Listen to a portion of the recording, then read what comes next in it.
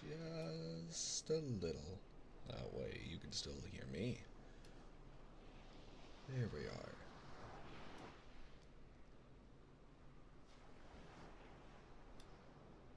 Okay, that should be better balance. Hello, everyone. Hi, hi, hi. Turn it up just a smidge.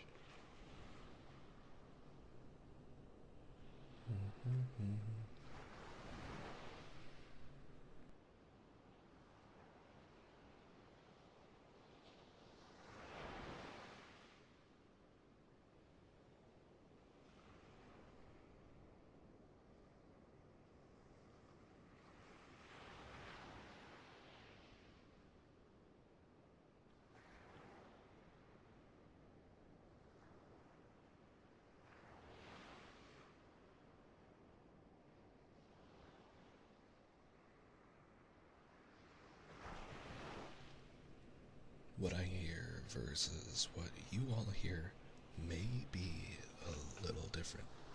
However, please let me know if I can adjust anything. And hello, YouTube. Hello, Twitter. Hello, everyone. Welcome on in to our first evening of reading the Russian novel by Leo Tolstoy, Anna Karenina.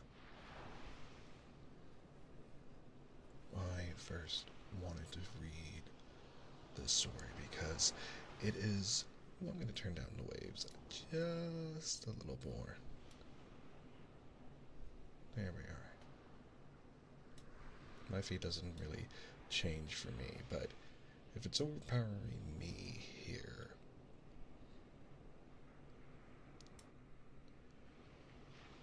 there we go. Okay, I think that's good. Either way, I'm always messing with it. I'll say it's nice, and then I'll decide it's not later. Now, the story of Anna Karenina is a Russian love story that focuses around the family, I believe, near. Actually, researched a little bit of the time frame, but this is where there was still Russian royalty and very rich families. So I believe it was the before communism itself really took effect in the country of Russia.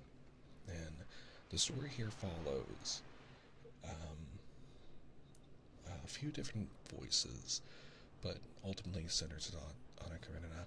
And from one, I was interested in reading because I was told it was a really great and interesting snapshot of modern day families, modern day Christianity, surprisingly. Although I don't know how they get into it, but of course, they also say the same thing about a lot of fantasy stories. You can argue how uh, Lord of the Rings and Chronicles of Narnia competed for different tropes of religion. And in fact, the two authors of those stories were famously really good friends and discussed many aspects of religion and for world building. Now, I do need to say, I am very American, and while this is a English translation, I will most likely fumble a little bit for some of the saved Russian words, mainly family names, but I'll do my best. And viewers and listeners are more than welcome to correct me or leave a comment because this is going to be a saved VOD over on our YouTube channel so that people can go at their leisure. There we are. Just making sure YouTube is running. But yeah, I've been wanting to read the story. I actually own a physical copy of the book, and I read pretty far, but I did stop. I was 18 when I began, and I was brought in with this idea of a challenge towards what expectations, familial expectations, romantic expectations, and from society and family and from oneself and placed on each other. So I felt like on my list of stories to read, I felt like it'd be a good time for us to dive into this one. I was packing up books, getting ready for my move, and I saw this one on the shelf, and I was able to find a free public domain translation, and I'll make sure to add the copy to it to the comments. But we'll be here for quite some time tonight, so let's go ahead and dive on in. We're beginning with part 1.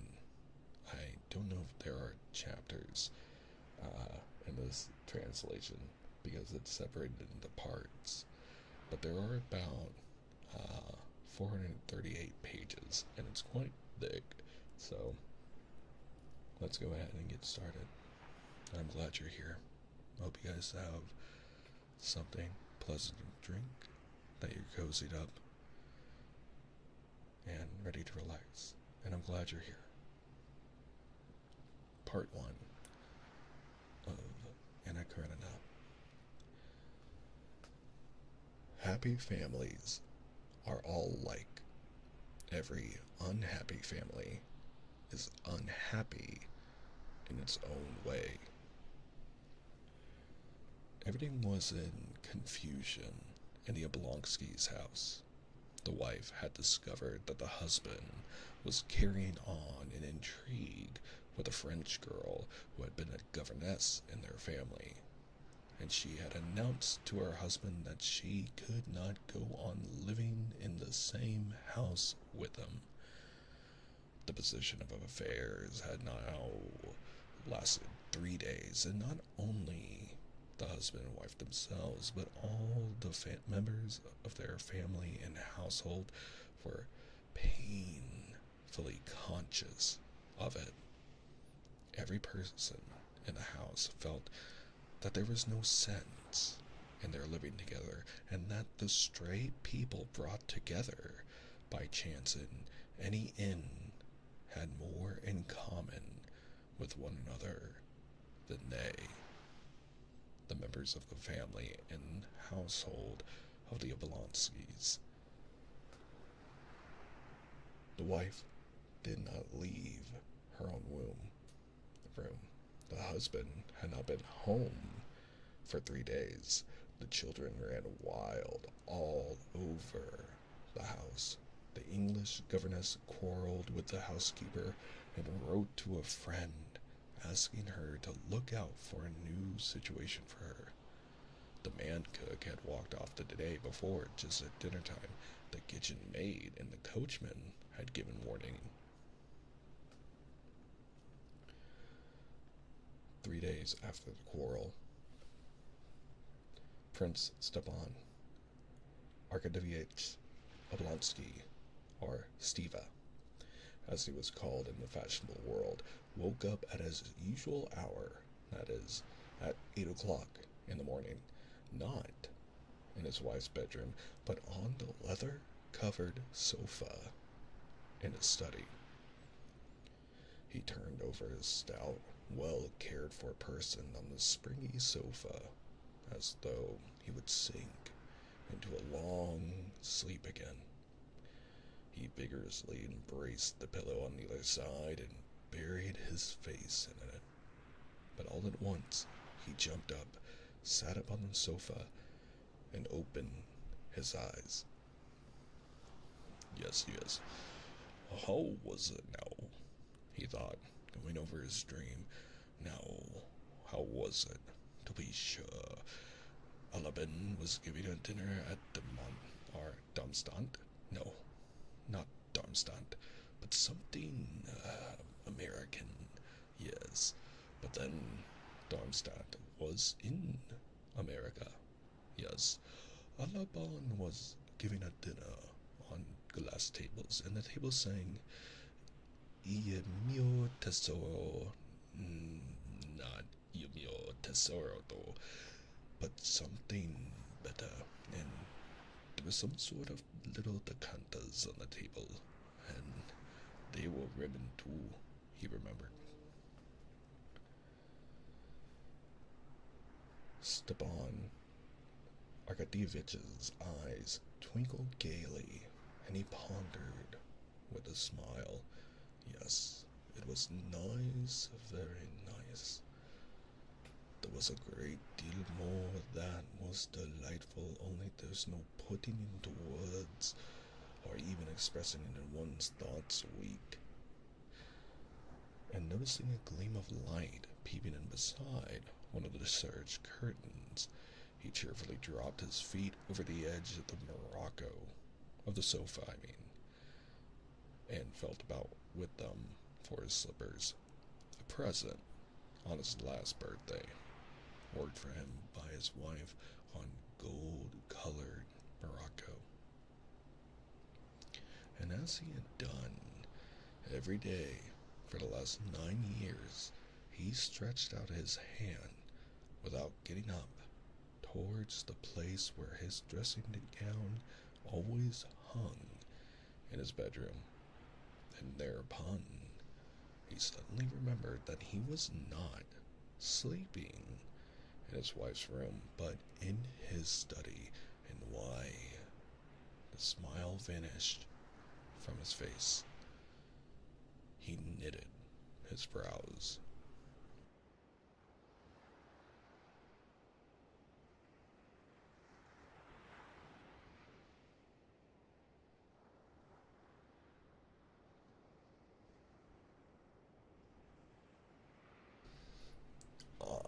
Oh, he muttered, recalling everything that had happened.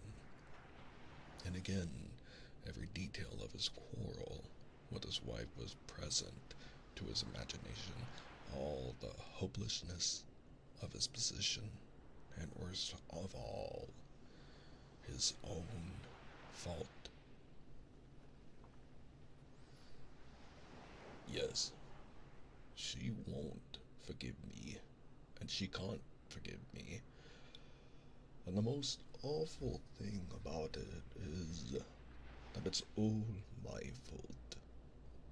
All my fault, though I'm not to blame.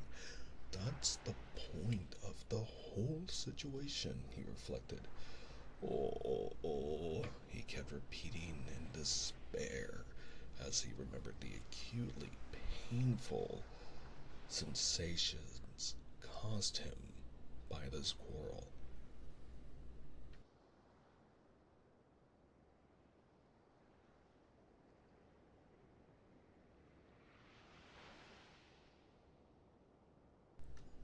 I do adjust. One more thing. Okay.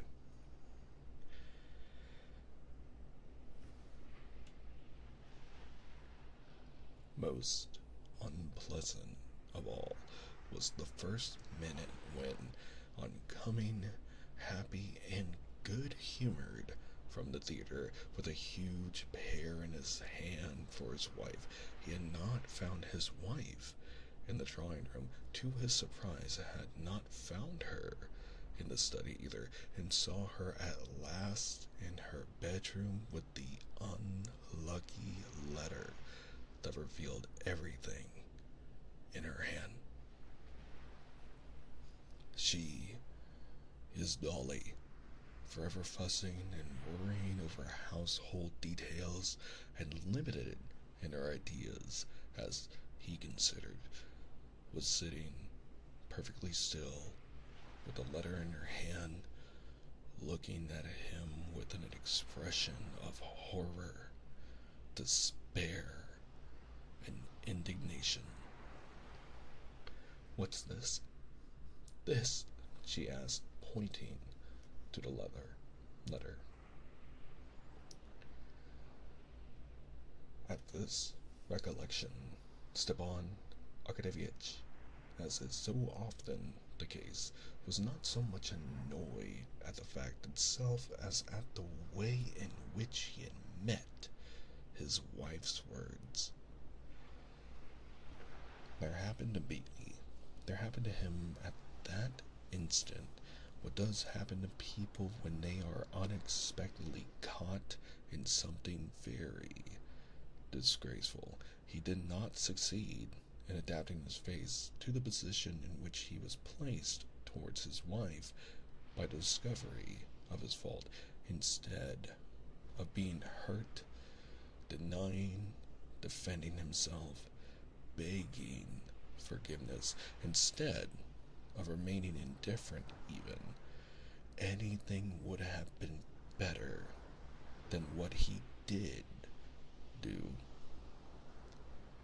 His face utterly, involuntarily reflects spinal action, reflected Stepan Arkadyevitch, who was fond of physiology, utterly involuntarily assumed its habitual, good-humored, and therefore idiotic smile. This idiotic smile, he could not forgive himself.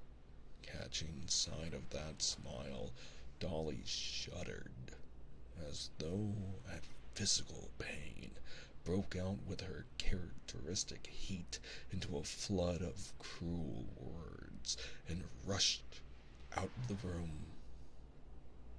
Since then, she had refused to see her husband. It's that idiotic smile that's to blame for it all, thought Stepan Arkadyevitch. But what's to be done? What's to be done? He said to himself in despair, and found no answer. I believe this is chapter 2, not part 2, so I stand corrected. Yes, these are chapters. Okay.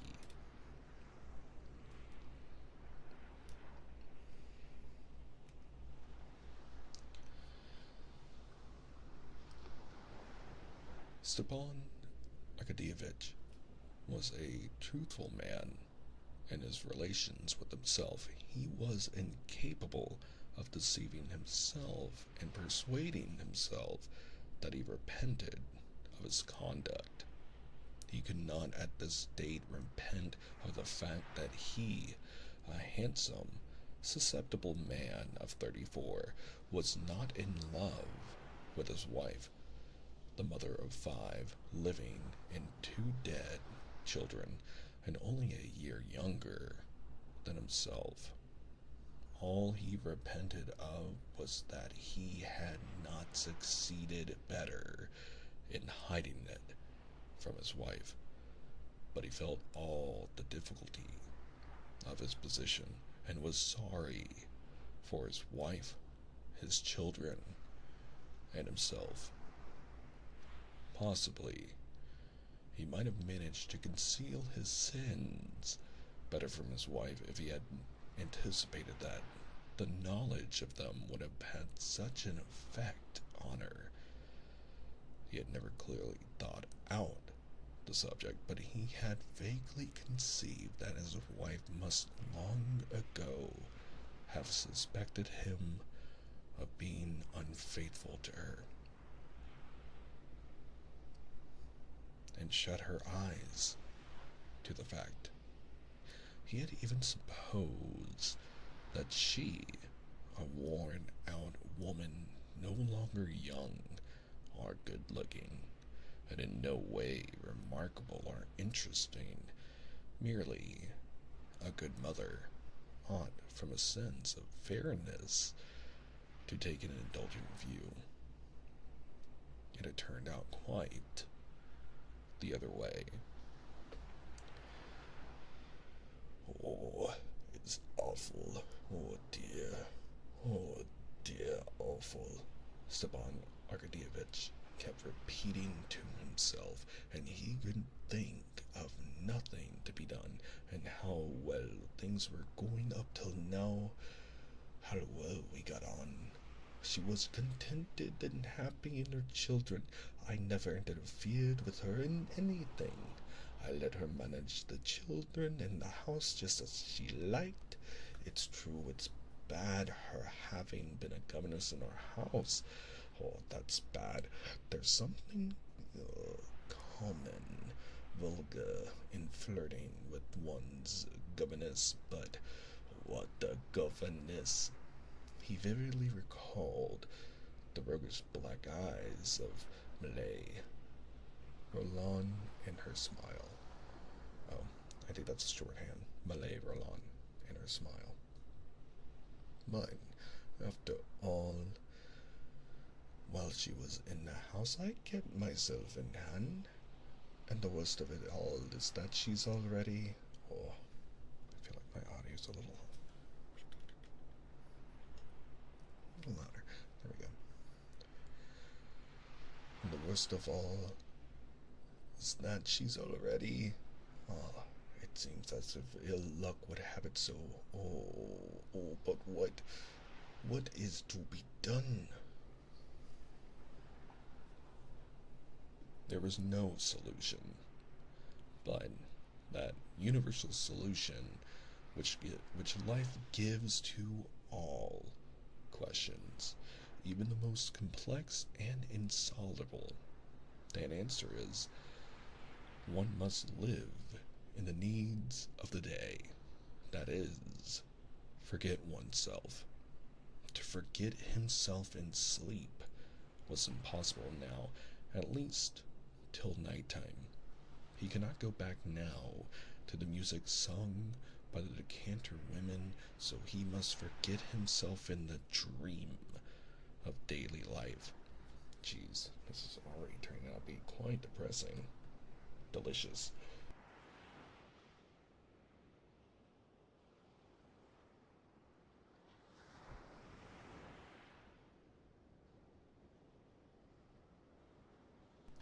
I forgot the story starting off so hot and heavy with scandal. To continue, though. Then we shall see, Stepan Arkadyevich said to himself, and getting up he put on a gray dressing gown lined with blue silk, tied the tassels in a knot, and drawing a deep breath of air into his broad, bare chest, he walked to the window with his usual confident step, turning out his feet that carried his full frame so easily. He pulled up the blind and rang the bell loudly.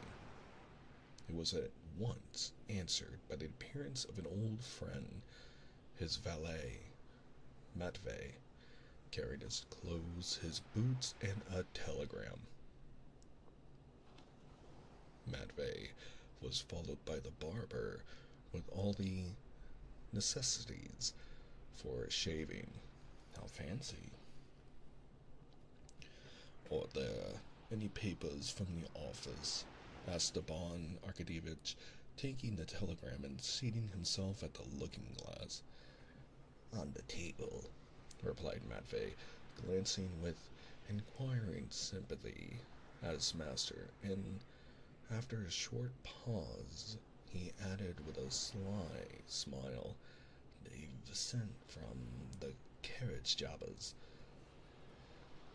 Stepan Arkadyevich made no reply. He merely glanced at Matvey in the looking-glass.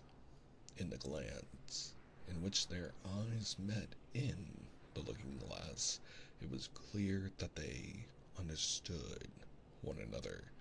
Stepan Arkadyevich's eyes asked, Why do you tell me that? Don't you know? Matvey put his hands in his jacket pockets, thrust out one leg, and gazed silently, good-humoredly, with a faint smile at his master. I told them to come on Sunday. Until then, not to trouble you or themselves for nothing, he said. He had obviously prepared the sentence beforehand. Stepan Arkadyevich saw Matvey wanted to make a joke and attract attention to himself. Tearing open the telegram,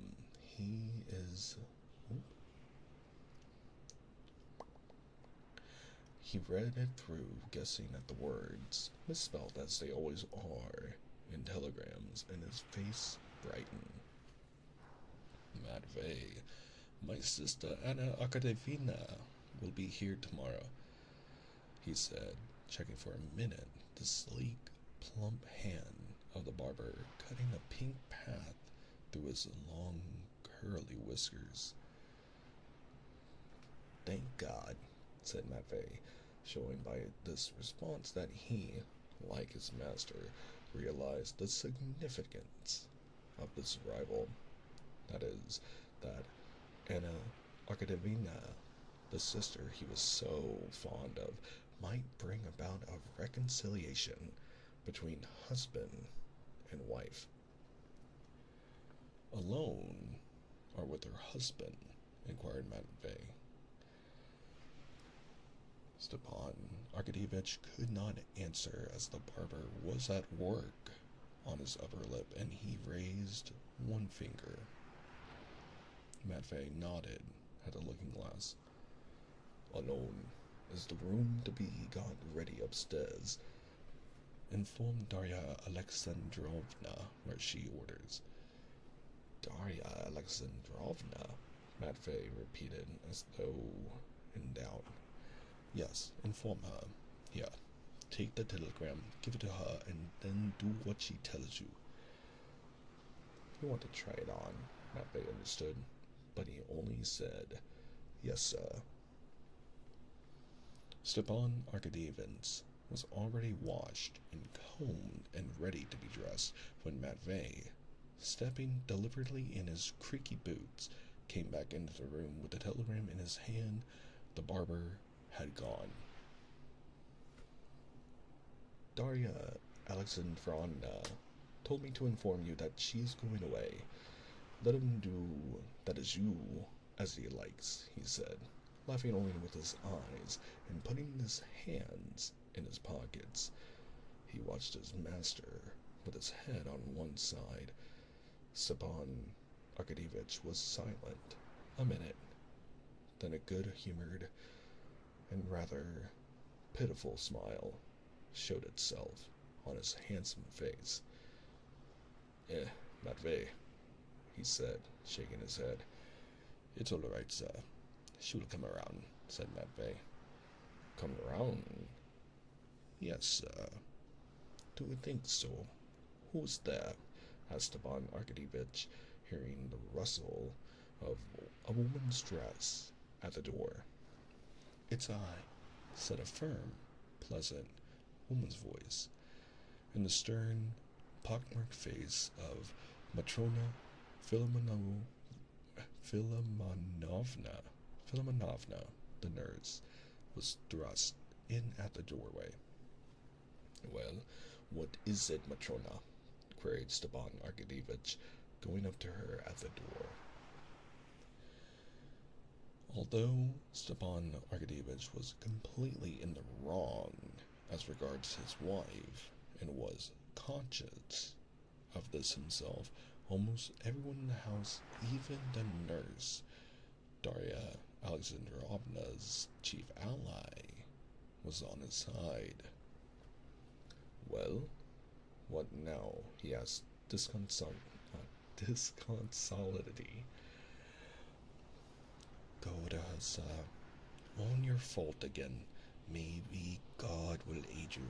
She is suffering so. It's sad to see her. And besides, everything in the house is topsy-turvy. You must have pity, sir, on the children. beg her forgiveness, sir. There's no help for it. One must take the consequences. But she won't see me. You do your part. God is merciful. Pray to God, sir. Pray to God. Come, that'll do. You can go, said Stepan Arkadyevich, blushing suddenly. Well now, do dress me. He turned to Matvey and threw off his dressing gown decisively. Matvey was already holding up the shirt like a horse's collar and blowing off some invisible speck. He slipped it with obvious pleasure over the well-groomed body of his master.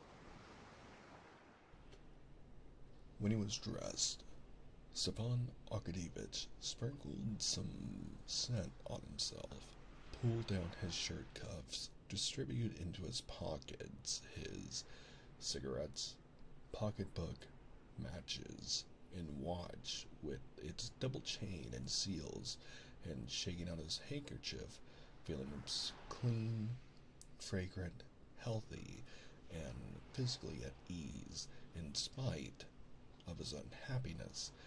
He walked with a slight swing on each leg into the dining room, where coffee was already waiting for him, and beside the coffee, letters and papers from his office.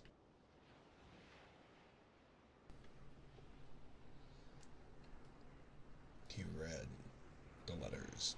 One was very unpleasant, from a merchant who was buying a forest on his wife's property. To sell this for it was absolutely essential, but at the present, until he was reconciled with his wife, the subject could not be discussed.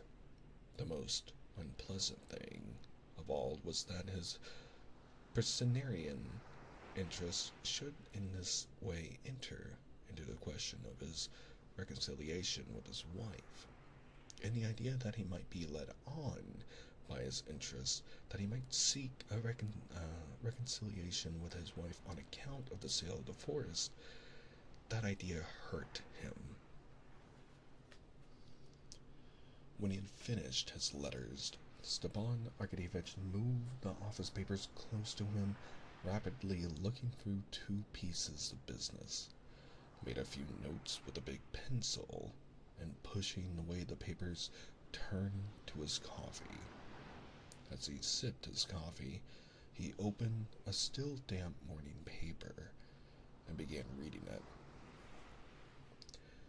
Stepan Arkadyevich took in and read a liberal paper, not an extreme one, but one advocating the views held by the majority, and in spite of the fact that science, art, and politics had no special interest for him, he firmly held those views on all these subjects which were held by the majority and by his paper, and he only changed them when the majority changed them, or, more strictly speaking, he did not change them, but they were imperceptibly changed of themselves within him.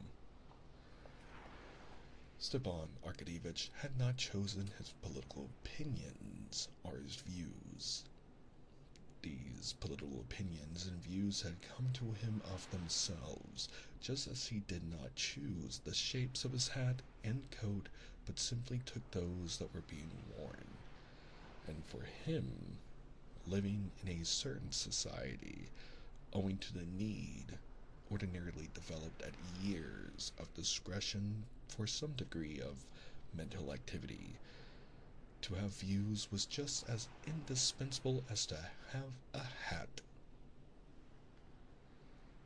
If there was a reason for his preferring liberal to conservative views, which were held also by many of his circle, it arose not from his considering liberalism more rational, but from its being in closer accordance with his manner of life. The Liberal Party said that in Russia everything is wrong, and certainly Stepan Arkadyevich had many debts and was decidedly short of money. I guess we're getting into the social, economical, and political and religious views of the story. I'm already quite hooked. I will say, young 18-year-old unmedicated me, unmedicated from ADHD, could barely understand what was going on, but I'm finding myself quite interested in the story and the background. It's interesting, though, that this is supposed to be representative of a more general layman view of the time of how people handled politics, but already I can see how in society the same kind of almost passive acceptance of societal needs and must of choosing sides is at play. Not to get political, I just find psychology and sociology very interesting, as well as history. To continue, though, pardon my pause. The Liberal Party said that marriage is an institution quite out of date, and that it needs reconstruction, and family life certainly afforded Stepan Arkadyevich little gratification and forced him into lying and hypocrisy, which was so repulsive to his nature. The Liberal Party said, or rather allowed it to be understood, that religion is only a curb to keep in check the barbarous classes of the people, and Stepan Arkadyevich could not get through even a short service without his legs aching from standing up, and could never make out what was the object of all the terrible and high-flown language about another world, when life might be so very amusing in this world. And with all this, Stepan Arkadyevich, who liked the joke, was fond of puzzling a plain man by saying that if he prided himself on origin, he ought not to stop at Rurik and disown the first founder of his family, the monkey. And so, liberalism had become a habit of Stepan Arkadyevich's, and he liked his newspaper, as he did his cigar after dinner, for the slight fog it diffused in his brain. He read the leading article, in which it was maintained that it was quite senseless in our day to raise an outcry that radicalism was threatening to swallow up all conservative elements, and that the government ought to take measures to crush the revolutionary hydra that, on the contrary, quote, in our opinion, the danger lies not in that fantastic revolutionary hydra, but in the obstinacy of traditionalism clogging progress, etc., etc. He read another article.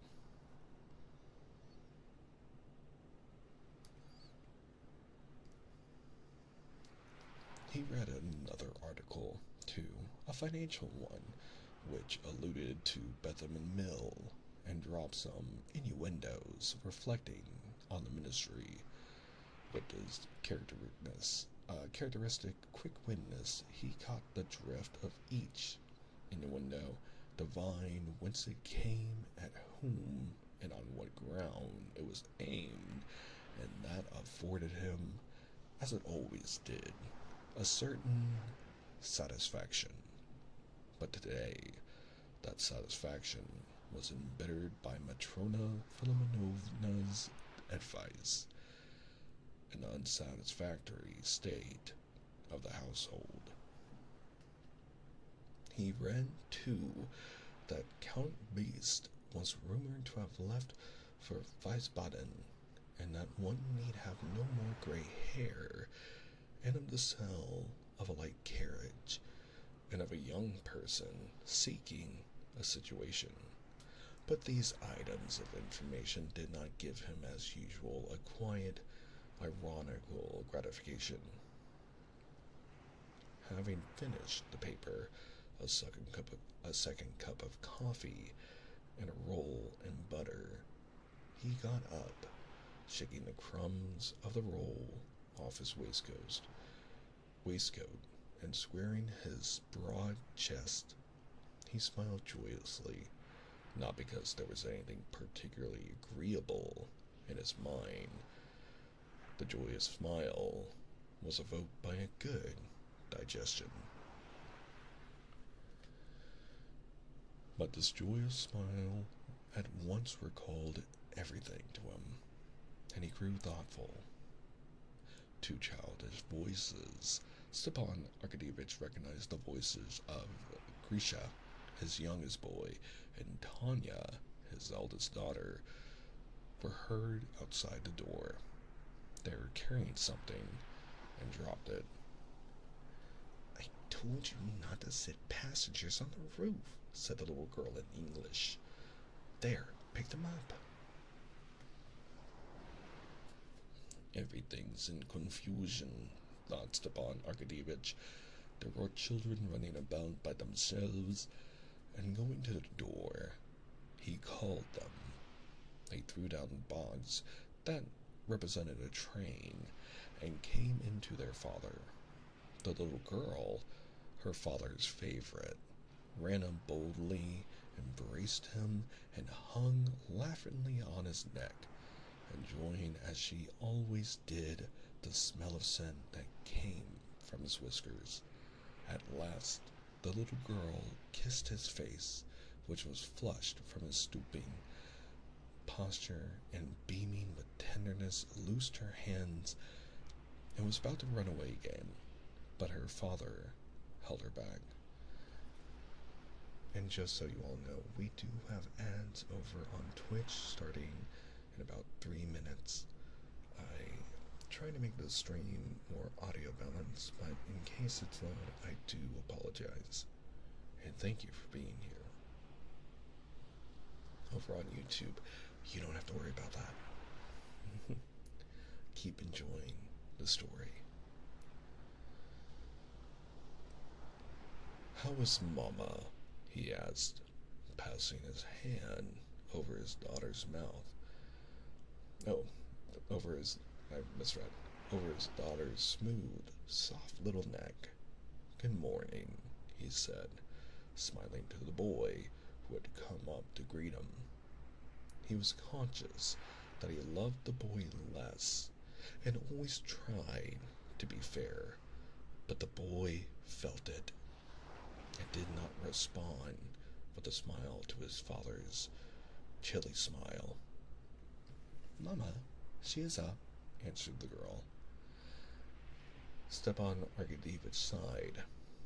"That means that she's not slept again all night," he thought. "Well, is she cheerful?" The little girl knew that there was a quarrel between her father and mother, and that her mother could not be cheerful, and that her father must be aware of this, and that he was pretending when he asked about it so lightly, and she blushed for her father. He had once perceived it, and blushed too. "I don't know," she said. "She did not say we must do our lessons, but she said we were to go for a walk with Miss Hoole to Grandmama's. Well, go, Tanya, my darling.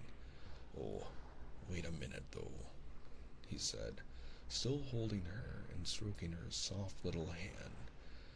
He took off the mantelpiece where he had put it yesterday, a little box of sweets, and gave her two, picking out her favorites, a chocolate and a fondant. For Grisha, said a little girl, pointing the chocolate. Yes, yes, and still stroking her little shoulder, he kissed her on the roots of her hair and neck and let her go. The carriage is ready, said Matvey, but there's someone to see you with a petition. Been here long? Asked Stepan Arkadyevitch. Half an hour. How many times have I told you to tell me at once? One must let you drink your coffee in peace and at ease, said Matvey, in the affectionately gruff tone with which it was impossible to be angry. Well, show the person up at once, said Oblonsky, frowning with vexation. The petitioner, the widow of a staff captain, Karenina, came with a request impossible and unreasonable. But Stepan Arkadyevitch, as he generally did, made her sit down, heard her to the end attentively without interrupting her, and gave her detailed advice as to how and to whom to apply, and even wrote to her in his large, sprawling, good and legible hand a confident and fluent little note to a personage who might be of use to her. Having gotten rid of the staff captain's widow, Stepan Arkadyevitch took his hat and stopped to recollect whether he had forgotten anything. It appeared that he had forgotten nothing except what he wanted to forget, his wife. Ah, yes. He bowed his head, and his handsome face assumed a harassed expression. To go or not to go, he said to himself, and an inner voice told him he must not go, that nothing could come of it but falsity, that to amend, to set right their relations, was impossible, because it was impossible to make her attractive again and able to inspire love, or to make him, an old man, not susceptible to love, except deceit and lying. Nothing can come of it now, and deceit and lying were opposed to a nature. How do we call himself an old man? He's 34 years old. Maybe back in this time people didn't live as long, but still very interesting. But I digress. Apologies for the interruption of the story. It must be some time, though. It can't go on like this, he said, trying to give himself courage.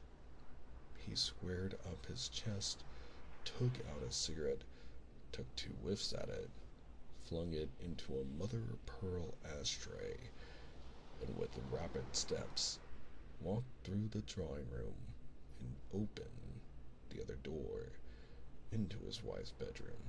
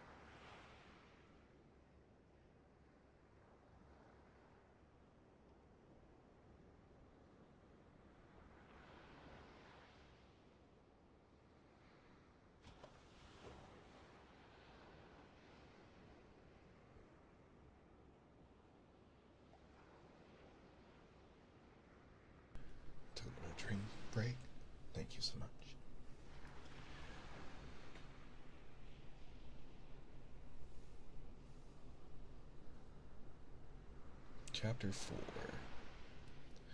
Chapter 4. Daria Alexandrovna, in a dressing jacket and with her now scanty, once luxuriant and beautiful hair fastened up with hairpins on the nape of her neck, with a sunken, thin face and large, startled eyes, which looked prominent from the thinness of her face, was standing among a litter of all sorts of things scattered all over the room. Before an open bureau from which she was taking something. Hearing her husband's steps, she stopped, looking towards the door and trying assiduously to give her features a severe and contemptuous expression. She felt she was afraid of him, and afraid of the coming interview. She was just attempting to do what she attempted to do 10 times already in these last 3 days, to sort out the children's things and her own so as to take them to her mother's, and again she could not bring herself to do this, but now again, as each time before, she kept saying to herself that things cannot go on like this, that she must take some step to punish him, put him to shame, avenge on him some little part at least of the suffering he had caused her. She still continued to tell herself this, that she should leave him, but she was conscious that this was impossible. It was impossible because she could not get out of the habit of regarding him as her husband and loving him. Besides this, she realized that if even her here in her own house, she could hardly manage to look after her 5 children properly. They would be still worse off where she was going with them all. As it was, even in the course of these 3 days, the youngest was unwell from being given unwholesome soup, and the others had almost gone without their dinner the day before. She was conscious that it was impossible to go away, but, cheating herself, she went on all the same, sorting out her things and pretending she was going. Seeing her husband, she dropped her hands into the drawer of the bureau as though looking for something, and only looked around at him when he had come quite up to her, but her face, to which she tried to give a severe and resolute expression, betrayed bewilderment and suffering. "Dolly," he said, in a subdued and timid voice. He bent his head towards his shoulder and tried to look pitiful and humble, but for all that he was radiant with freshness and health. In a rapid glance, she scanned his figure that beamed with health and freshness.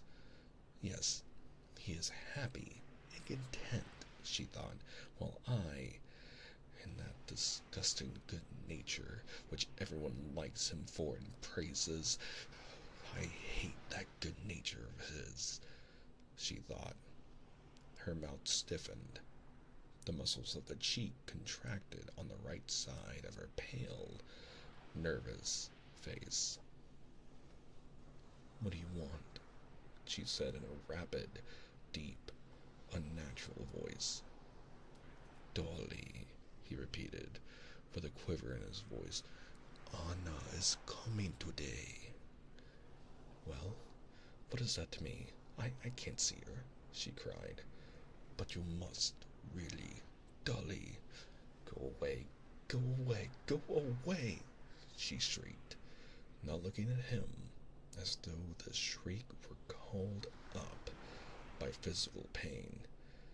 Stepan Arkadyevitch could be calm when he thought of his wife. Bedford follow. Welcome to Shiny Squad. Stepan Arkadievich could be calm when he thought of his wife. He could hope that she would come around, as Matvey expressed it, and could quietly go on reading his paper and drinking his coffee. But when he saw her tortured, suffering face, heard the tone of her voice, submissive to fate and full of despair, there was a catch in his breath and a lump in his throat, and his eyes began to shine with tears. My God, what have I done, Dolly? For God's sake, you know. He could not go on. There was a sob in his throat.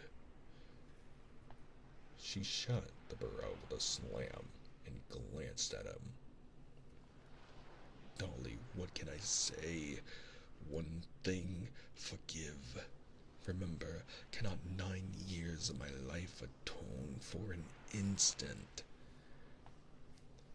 She dropped her eyes and listened, expecting what he would say, as it were beseeching him in some way or other to make her believe differently.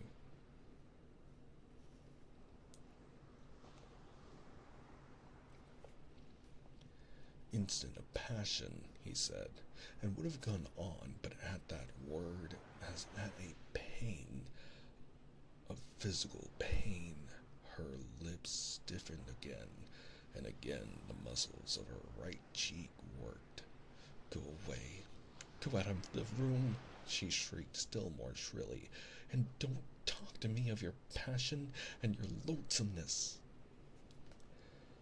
She tried to go out, but tottered and clung to the back of a chair to support herself. His face relaxed, his lips swelled, his eyes were swimming with tears. Dolly, he said, sobbing now, for mercy's sake, think of the children. They are not to blame. I am to blame, and punish me. Make me expiate my fault. Anything I can do. I am ready to do anything. I am to blame. No words can express how much I am to blame. But Dolly, forgive me. She sat down. He listened to her, hard, heavy breathing, and he was unutterably sorry for her. She tried several times to begin to speak, but could not. He waited.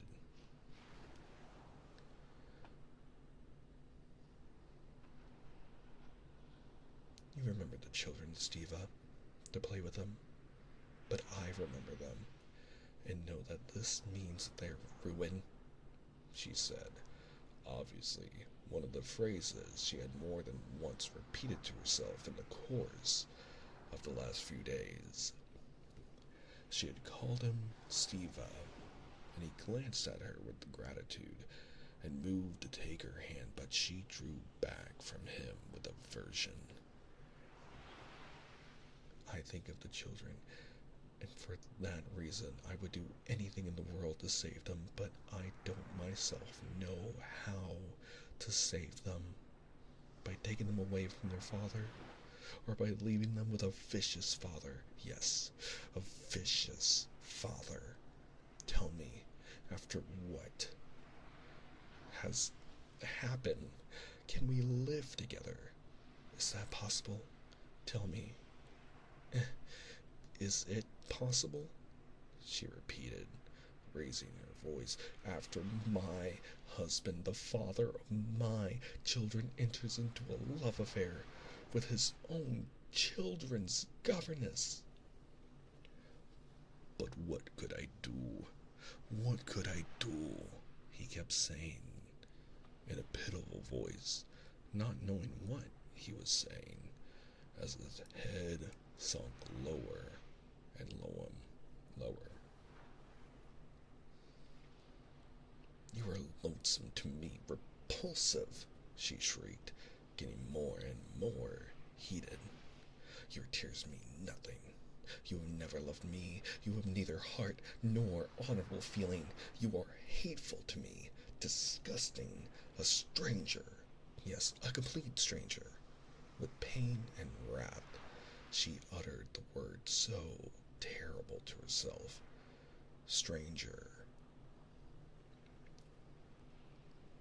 He looked at her, and the fury expressed in her face alarmed and amazed him.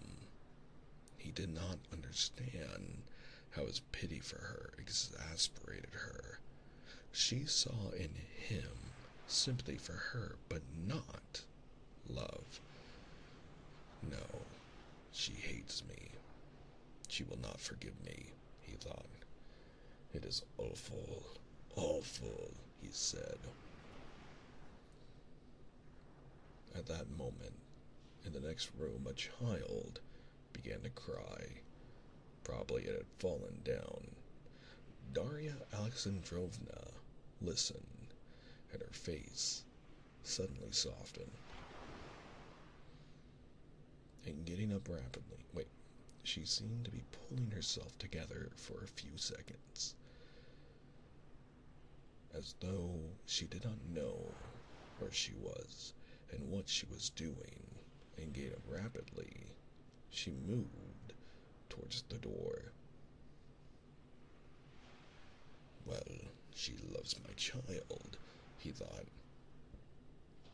noticing the change of her face at the child's cry. My child, how can she hate me? Dolly, one word more, he said, following her. If you come near me, I will call in the servants, the children. They may all know you are a scoundrel. I am going away at once, and you may live here with your mistress. And she went out, slamming the door.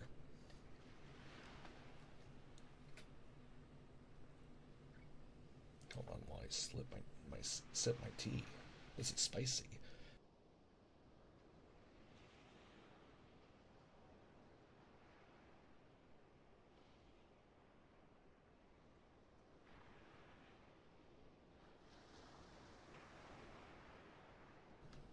And I was always told that his story was quite obtuse, but I'm quite enjoying it. Not that I'm enjoying the situation, but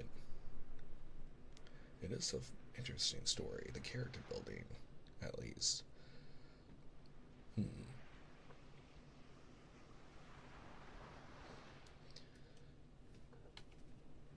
Stepan Arkadyevich sighed, wiped his face, and with a subdued tread, walked out of the room. Matvey says she will come around, but how? I don't see the least chance of it.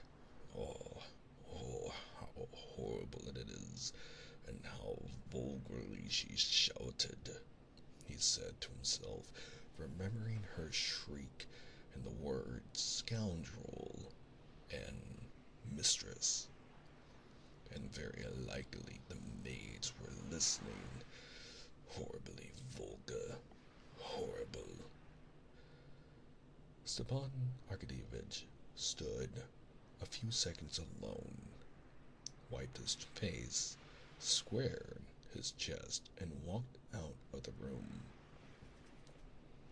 It was Friday, and in the dining room the German watchmaker was winding up the clock. Stepan Arkadyevich remembered his joke about this punctual, bald watchmaker, that the German was wound up for a whole lifetime himself to wind up watches, and he smiled. Stepan Arkadyevich was fond of a joke, and maybe she will come round. That's a good expression. Come round, he thought. I must repeat that. Matvey, he shouted, Arrange everything with Daria in the sitting room for Anna Karenina, he said to Matvey when he came in. Yes, sir. Stepan Arkadyevich put on his fur coat and went out onto the steps. You won't dine at home, said Matvey, seeing him off.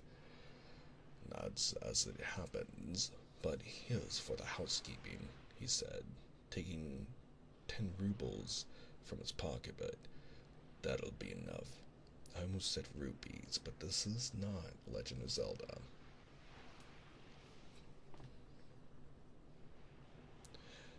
Enough or not enough, we must make do, said Matvey, slamming the carriage door and stepping back onto the steps. Daria Alexandrovna, meanwhile, having pacified the child and knowing from the sound of the carriage that he had gone off, went back again to her bedroom. It was her solitary refuge from the household cares which crowded upon her directly she went out from it.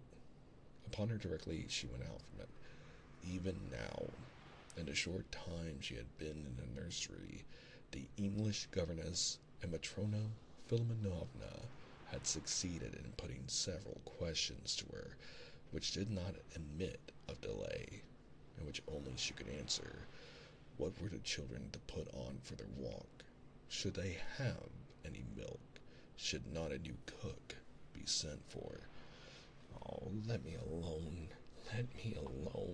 she said, and going back to her bedroom, she sat down in the same place as she had sat when talking to her husband, clasping tightly her thin hands with the rings that slipped down on her bony fingers, and fell to going over in her memory all the conversation.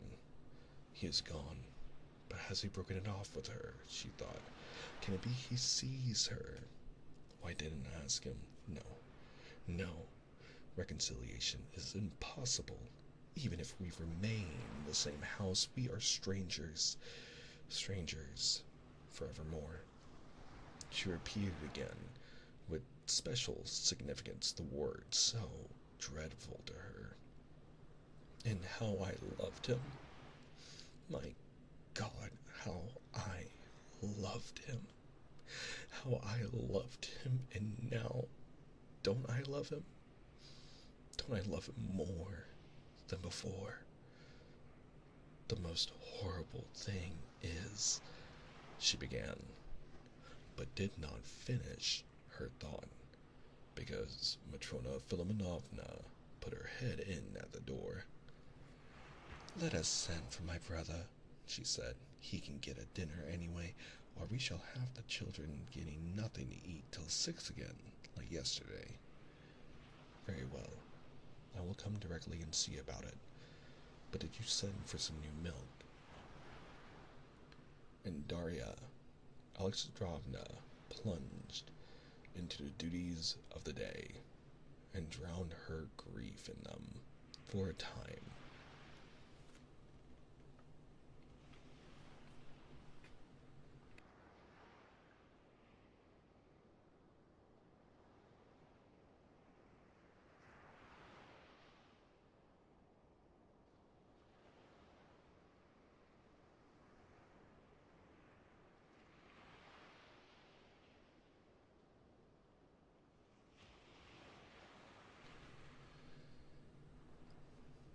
Stepan Arkadyevich had learned easily at school, thanks to his excellent abilities, but he had been idle and mischievous, and therefore was one of the lowest in his class. But in spite of his habitually dissipated mode of life, his inferior grade in the service, and his comparative youth, he occupied the honorable and lucrative position of president of one of the government boards at Moscow. This post had received through his sister Anna's husband, Alexei Alexandrovich Karenin, who had held one of the most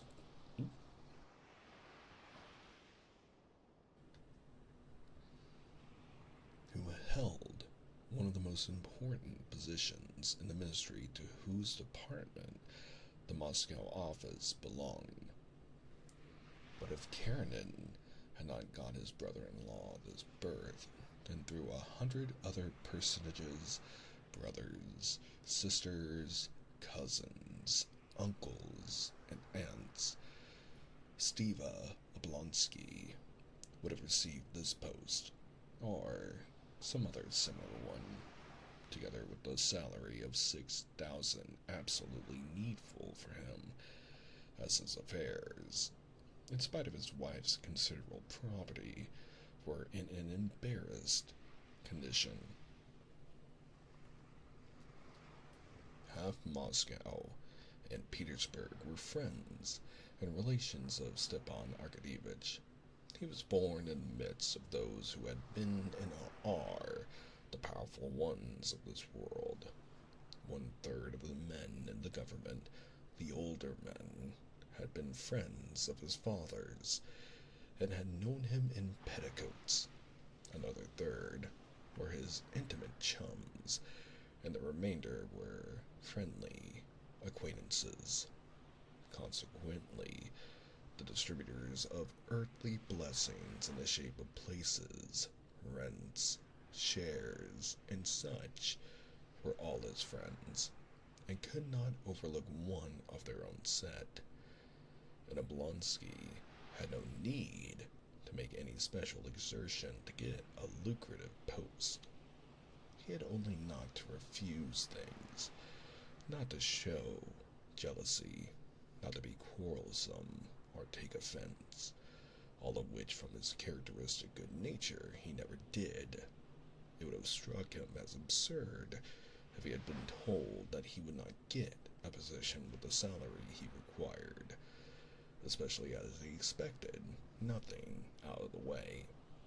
He only wanted what the men his own age and standing did get, and he was no worse qualified for performing duties of the kind than any other man. Stepan Arkadyevich was not merely liked by all who knew him for his good humor, but for his bright disposition and his unquestionable honesty. In him, in his handsome, radiant figure, his sparkling eyes, his black hair and eyebrows, and the white and red of his face, there was something which produced a physical effect of kindliness and good humor on the people who met him. "Aha, Steva Oblonsky, here he is," was almost always said with a smile of delight on meeting him, even though it happened at times that after a conversation with him it seemed that nothing particularly delightful had happened the next day, and the next everyone was just as delighted at meeting him again.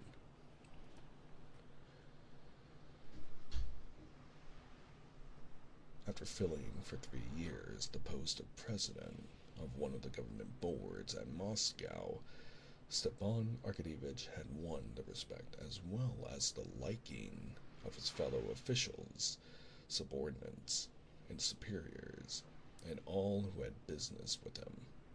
The principal qualities in Stepan Arkadyevich which had gained him this universal respect in this service consisted, in the first place, of his extreme indulgence for others, founded on a consciousness of his own shortcomings. Secondly, of his perfect liberalism, not the liberalism he read of in the papers, but the liberalism that was in his blood, in virtue of which he treated all men perfectly equal and exactly the same, whatever their fortune or calling might be. And thirdly, the most important point, his complete indifference to the business in which he was engaged, in consequence of which he was never carried away and never made mistakes.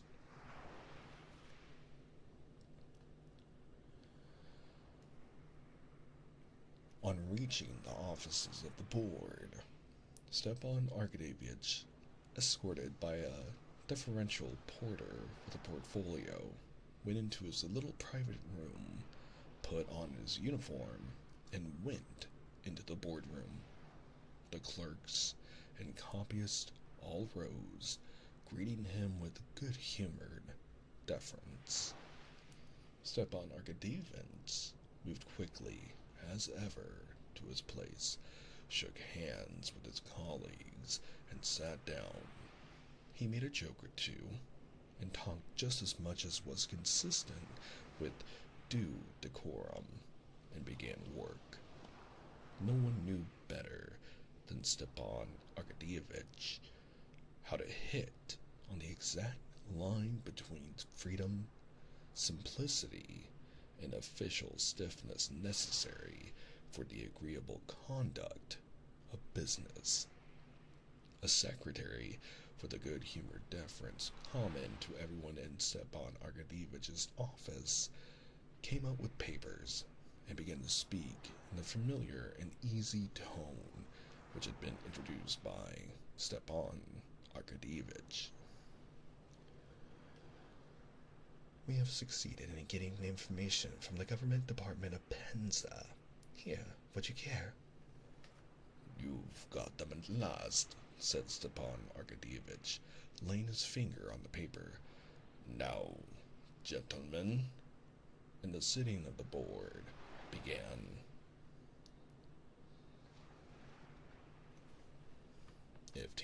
If they knew, he thought, bending his head with a significant air as he listened to the report, what a guilty little boy their president was half an hour ago.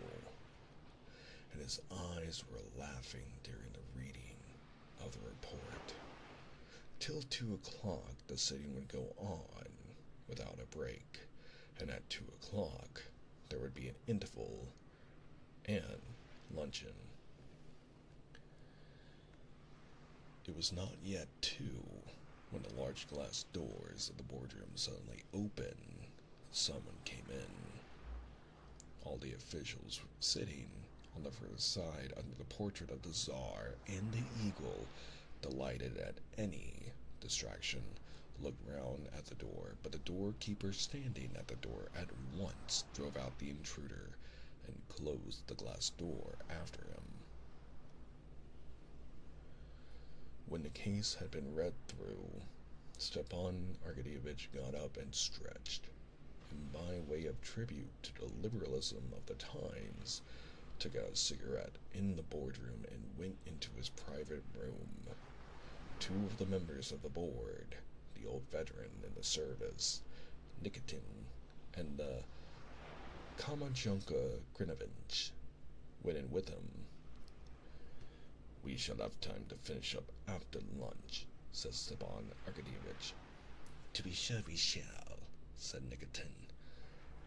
Pretty sharp fellow this foreman must be, said Grinovich, of one of the persons taking part in the case they were examining. Stepan Arkadyevich frowned at Grinovich's word, giving him thereby to understand that it was improper to pass judgment prematurely, and made him no reply. Who was that came in? He asked the doorkeeper. Someone, Your Excellency, crept in without permission, directly my back was turned. He was asking for you. I told him when the members come out, then...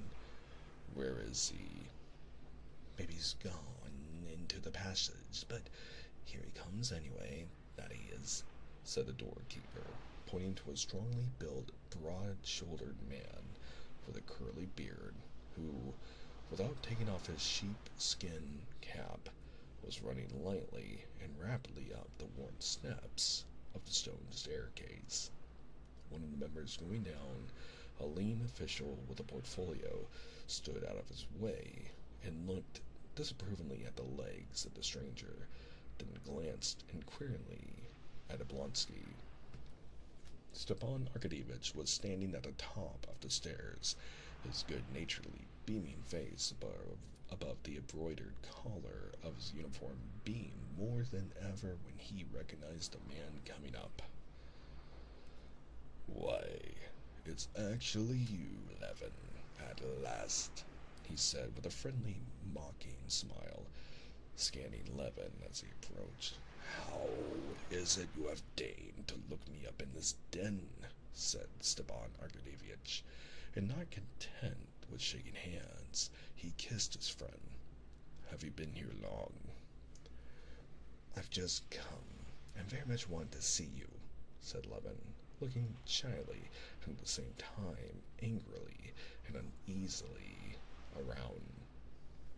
"Well, let's go into my room," said Stepan Arkadyevich, who knew his friend's sensitive and irritable shyness, and taking his arm, he drew him along as though guiding him through dangers.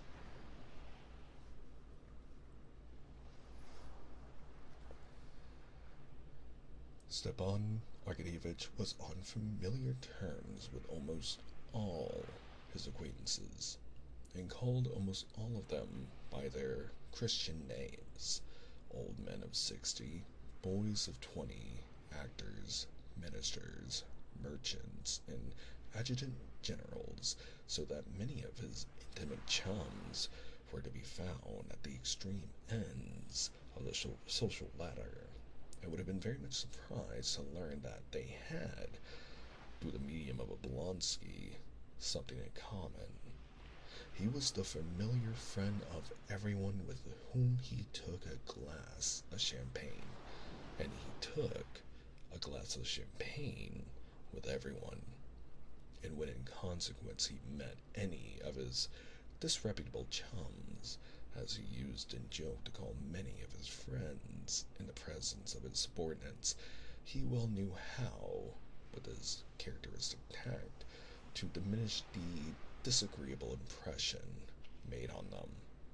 Levin was not a disreputable chum, but Oblonsky, with his ready tact, felt that Levin fancied he might not care to show his intimacy with him before his subordinates, and so he made haste to take him off into his room. Levin was almost the same age as Oblonsky. Their intimacy did not rest merely on the champagne. Levin had been the friend and companion of his early youth. They were fond of one another in spite of the difference of their characters and tastes, as friends are fond of one another who have been together in early youth. But in spite of this, each of them, as is often the way with men who have selected careers of different kinds, though in discussion he would even justify the other's career, in his heart despised it. It seemed to each of them that the life he led himself was the only real life, and the life led by his friend was a mere phantasm. Oblonsky could not restrain a slight, mocking smile at the sight of Levin. How often he had seen him come up to Moscow from the country, where he was doing something, but what precisely Stepan Arkadyevich could never quite make out, and indeed he took no interest in the matter. Levin arrived in Moscow always excited and in a hurry, rather ill at ease and irritated by his own want of ease, and for the most part with a perfectly new, unexpected view of things. Stepan Arkadyevich laughed at this, and liked it, in the same way Levin, in his heart, despised this town mode of life of his friend and his official duties, which he laughed at and regarded as trifling. But the difference was that Oblonsky, as he was doing the same as everyone did, laughed complacently and good-humoredly, while Levin laughed without complacency and sometimes angrily. We have long been expecting you, said Stepan Arkadyevich, going to his room and letting Levin's hand go as though to show that here all danger was over. I am very glad to see you, he went on. Well, how are you, eh? When did you come? Levin was silent, looking at the unknown faces of Oblonsky's two companions, and especially at the hand of the elegant Gwinovich, which had such long, white fingers, such long, yellow, filbert-shaped nails, and such huge shining studs on the shirt cuff, that apparently they absorbed all his attention and allowed him no freedom of thought. Oblonsky noticed this at once and smiled. To be sure, let me introduce you, he said.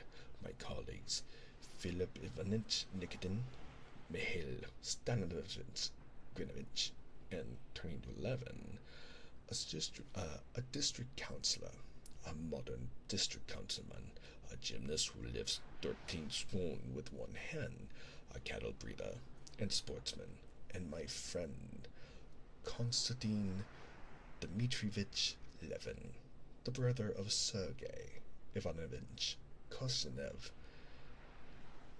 Delighted, said the veteran.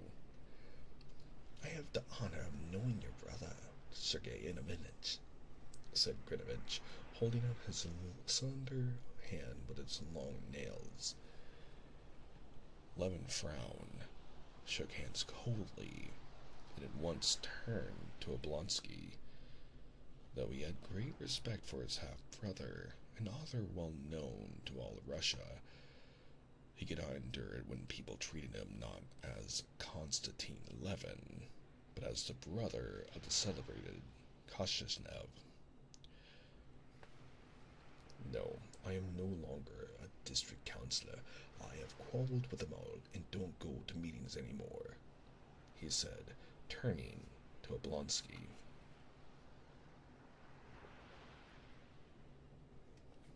You've been quick about it, said Oblonsky with a smile. But how? Why?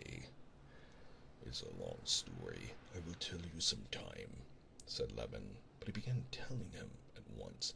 Well, to put it shortly, I was convinced that nothing was really done by the district councils, or ever could be.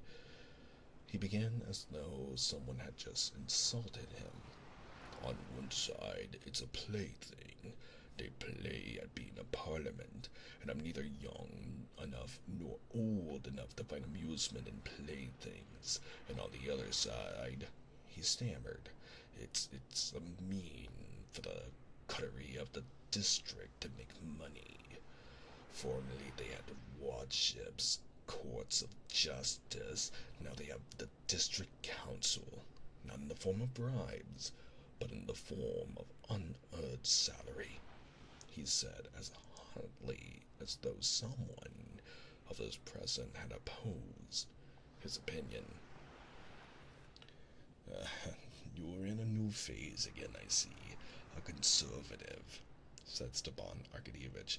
However, we can go into that later. Yes, later, but I want to see you, said Levin, looking with hatred at Gwinovich's hand. Stepan Arkadyevich gave a scarcely perceptible smile.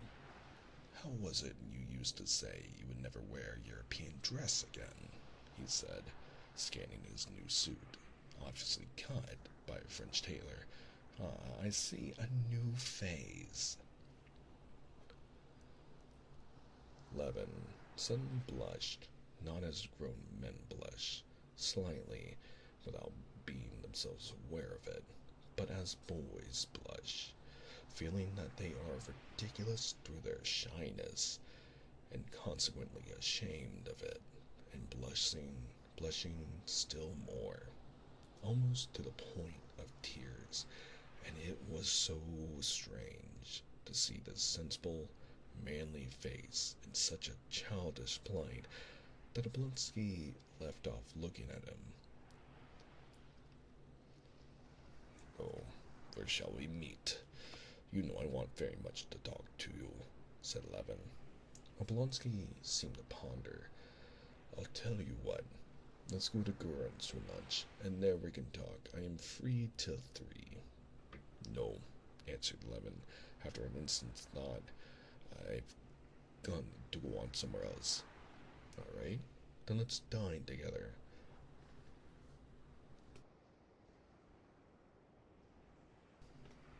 Dine together? But I've nothing very particular, only a few words to say, and a question I want to ask you, and we can have a talk afterwards. Well, say the few words, then at once, and we'll gossip after dinner.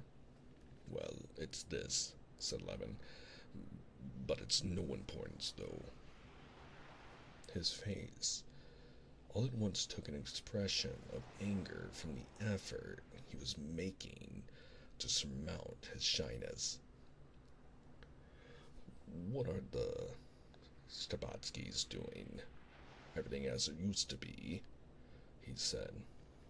Stepan Arkadyevitch, who had long known that Levin was in love with his sister-in-law, Kitty, gave a hardly perceptible smile, and his eyes sparkled merrily. You said a few words, but I can't answer in a few words because... excuse me a minute. A secretary came in, with respectful familiarity and the modest consciousness characteristic of every secretary, of superiority to his chief in the knowledge of their business.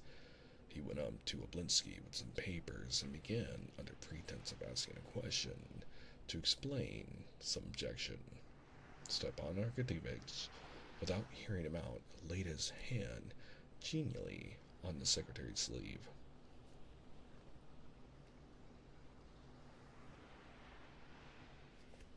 No, you do as I told you, he said, softening his words with a smile, and with a brief explanation of his view of the matter, he turned away from the papers and said, So do it that way, if you please, Zahar Nikitich. The secretary retired in confusion. During the consultation with the secretary, Levin had completely recovered from his embarrassment. He was standing with his elbows on the back of a chair, and on his face was a look of ironical attention. I don't understand it. I don't understand it, he said. What don't you understand?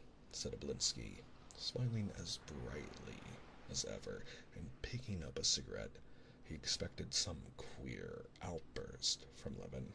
I don't understand what you are doing, said Levin, shrugging his shoulders.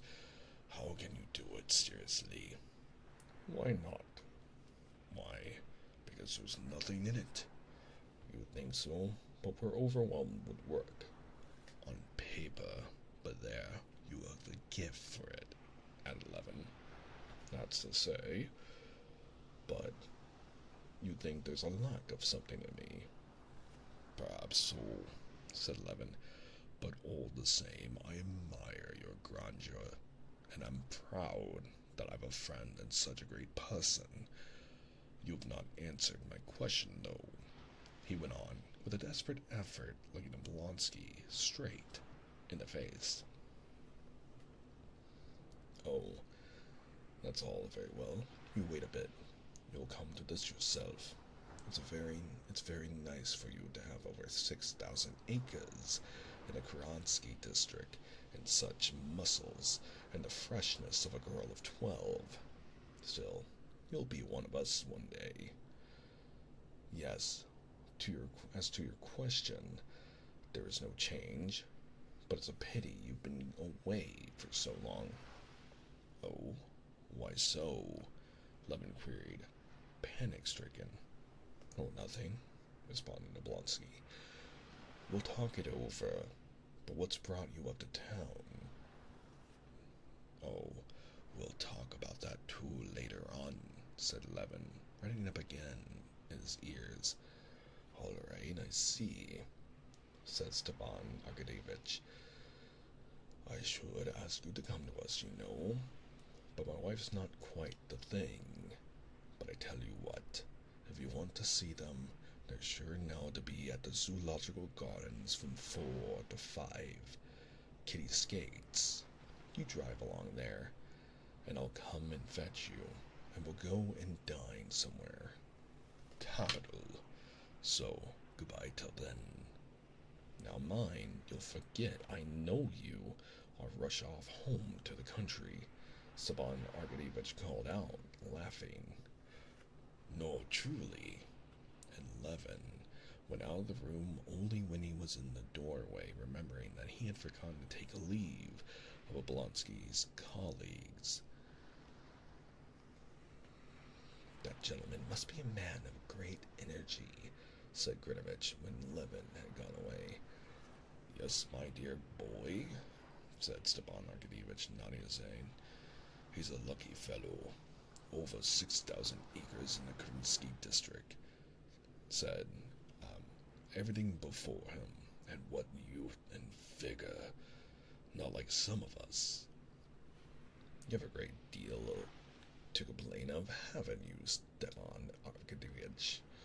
Oh, yes, I am in a poor way, a bad way, said Stepan Arkadyevich with a heavy sigh.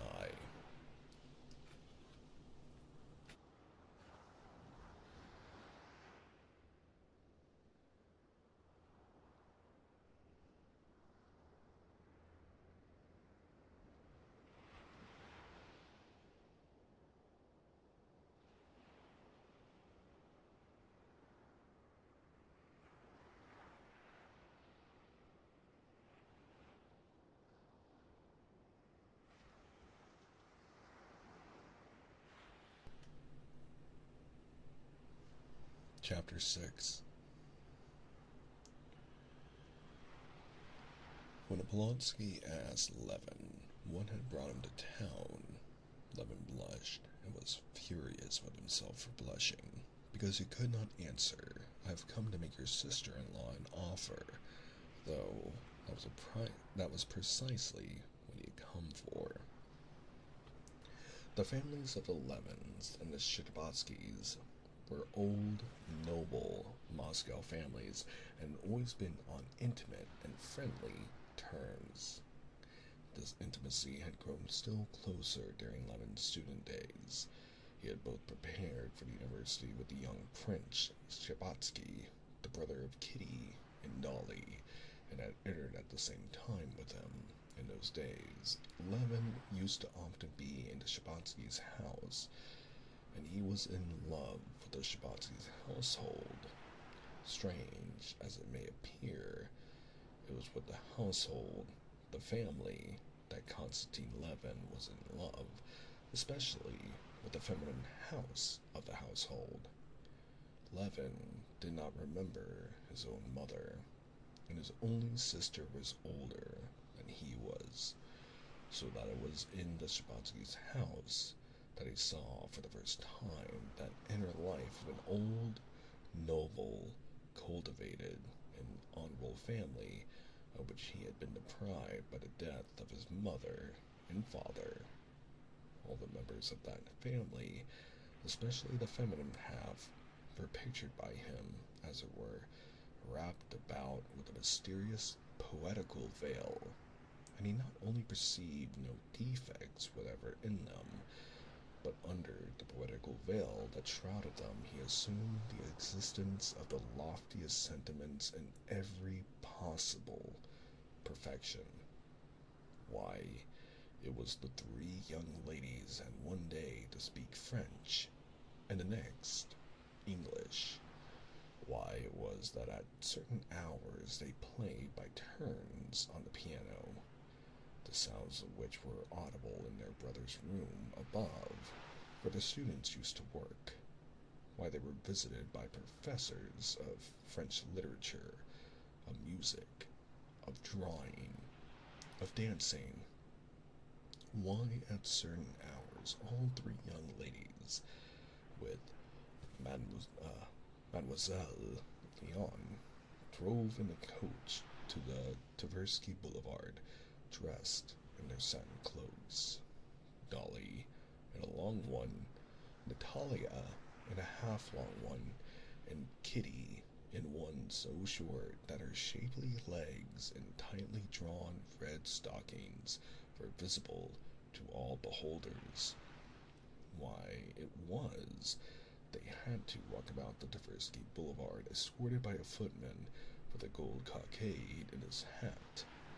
All this, and much more, that was done in their mysterious world he did not understand.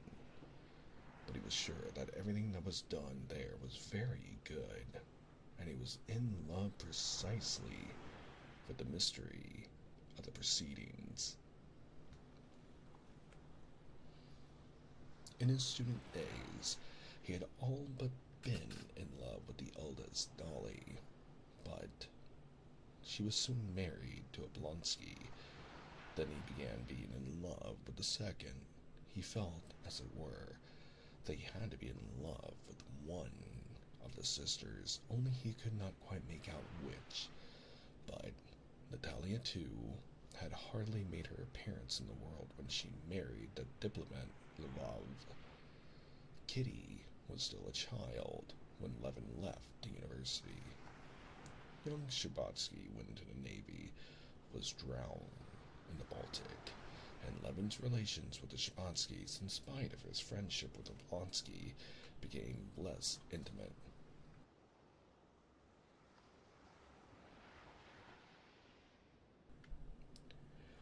But when early in the winter of this year Levin came to Moscow, after a year in the country, and saw the Sherbatskys, he realized which of the three sisters he was indeed destined to love.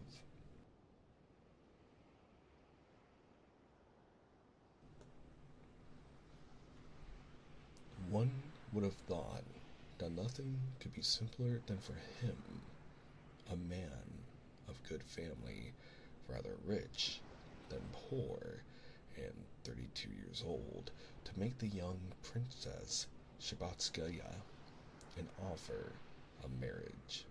In all likelihood, he would at once have been looked upon as a good match, but Levin was in love, and so it seemed to him that Kitty was so perfect in every respect that she was a creature far above everything earthly, and that he was a creature so low and so earthly that it could not even be conceived that other people, and she herself, could regard him as worthy of her. After spending 2 months in Moscow in a state of enchantment, seeing Kitty almost every day in society, into which he went so as to meet her, he abruptly decided that it could not be, and went back to the country.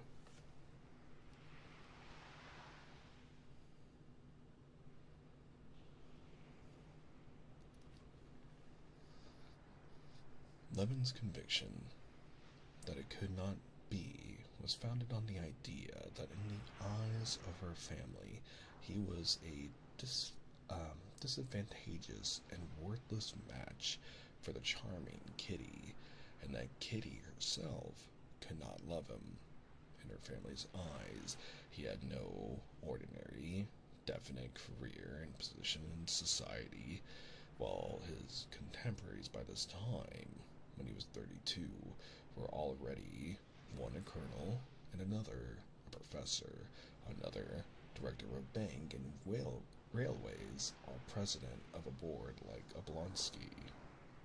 But he knew very well how he must appear to others, was a country gentleman, occupied in breeding cattles, shooting game, and building barns. In other words, a fellow of no ability, occupied. Let me just. There we go. Who had not turned out well, and who was doing just what, according to the ideas of the world, is done by the people fit for nothing else.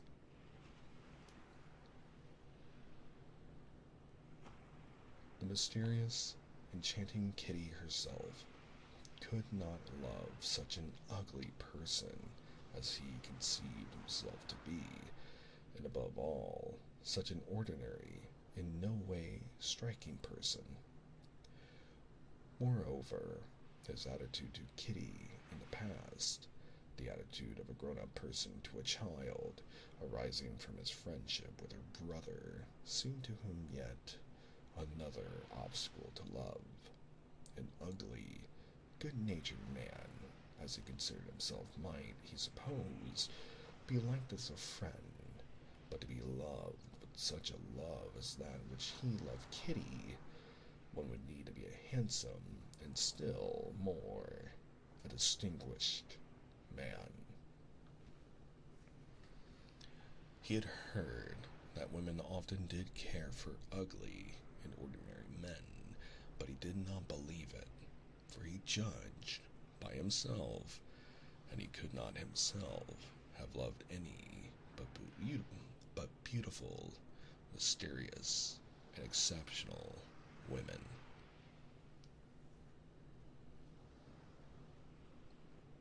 But after spending 2 months alone in the country, he was convinced that this was not one of those passions of which he had experienced in his early youth, that this feeling gave him not an instant's rest, that he could not live without deciding the question, would she or would she not be his wife, and that his despair had arisen only from his own imaginings, that he had no sort of proof that he would be rejected, and he had now come to Moscow with a firm determination to make an offer and get married if he were accepted, or he could not conceive what would become of him if he were rejected.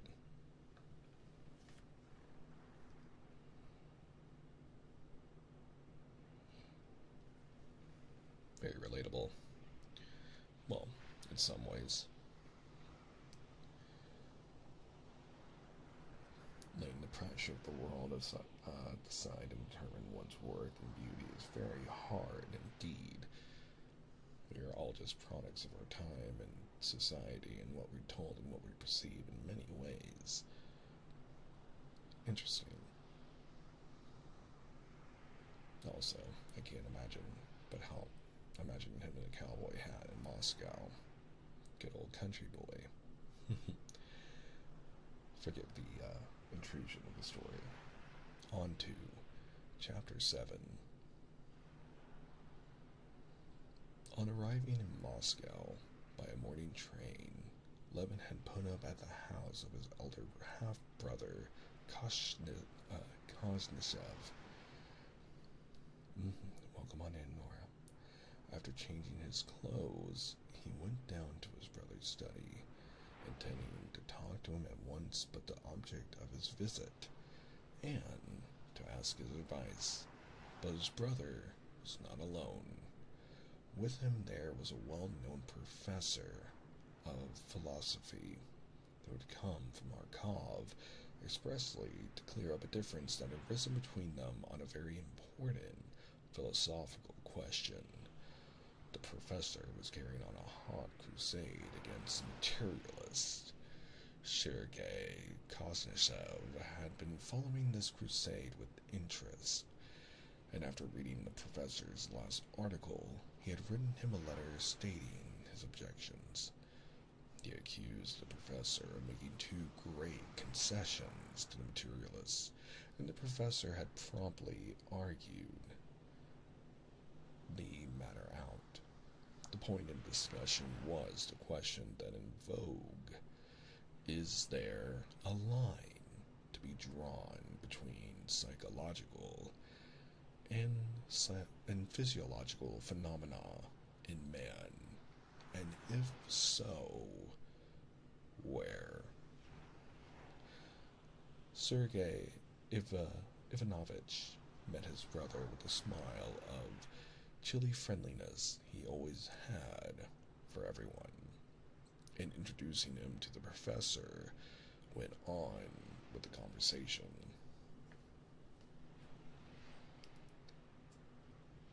little man in spectacles with a narrow forehead tore himself from the discussion for an instant to greet Levin, and then went on talking without paying any further attention to him.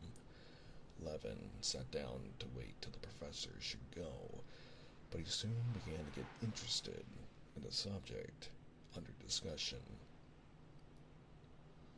Levin had come across the magazine articles about which they were disputing and had read them, interested in them as a development of the first principles of science, familiar to him as a natural science student at the university. But he had never connected these scientific deductions as to the origin of man as an animal, as to reflex action, biology, and sociology, with those questions as to the meaning of life and death to himself, which had of late been more and more often his mind.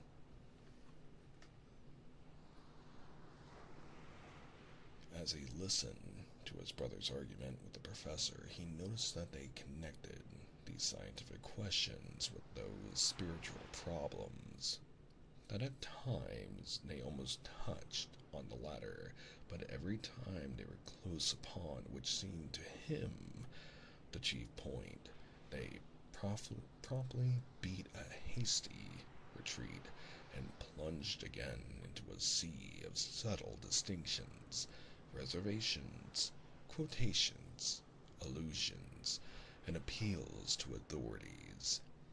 It was with difficulty that he understood what they were talking about. "I cannot admit it," said Sergei Ivanovich, with his habitual clearness, precision of expression, and elegance of phrase. "I cannot in any case agree with Kais that my whole conception of the external world has been derived from perceptions. The most fundamental idea, the idea of existence, has not been received by me through its sensation. Indeed, there is no special sense organ for the transmission of such an idea." "Yes, but they, what in Nost and Prabhasov, would answer that your consciousness of existence is derived from the conjunction of all your sensations, that the consciousness of existence is the result of your sensations. What indeed says plainly that, assuming that there are no sensations, it follows that there is no idea of existence." "I maintain the contrary," began Sergei Ivanovich. But here it seemed to Levin that just as they were close upon the real point of the matter, they were again retreating, and he made up his mind to put up a question to the professor. "According to that, if my senses are annihilated, if my body is dead, I can have no existence of any sort?" he queried.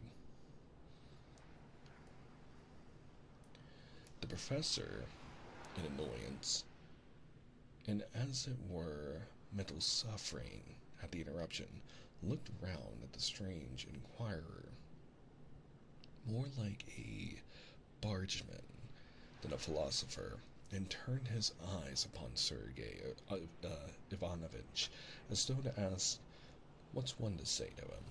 But Sergei Ivanovich, who had been talking with far less heat and one-sidedness than the professor, and who had sufficient breadth of mind to answer the professor, and at the same time to comprehend the simple and natural point of view from which the question was put, smiled and said, "That question we have no right to answer as of yet."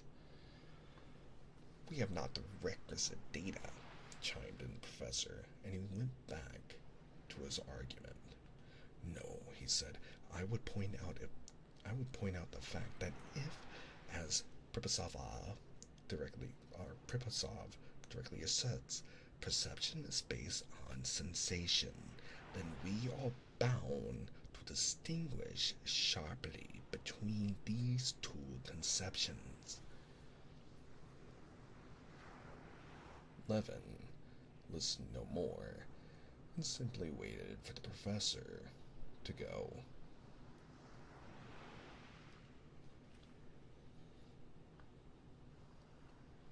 Chapter 8. When the professor had gone, Sergei Ivanovich turned to his brother. "Delighted that you've come. For some time, is it? How's your farming getting on?" Levin knew that his older brother took little interest in farming and only put the question in deference to him, and so he only told him about the sale of his wheat and money matters. Levin had meant to tell his brother of his determination to get married, and to ask his advice.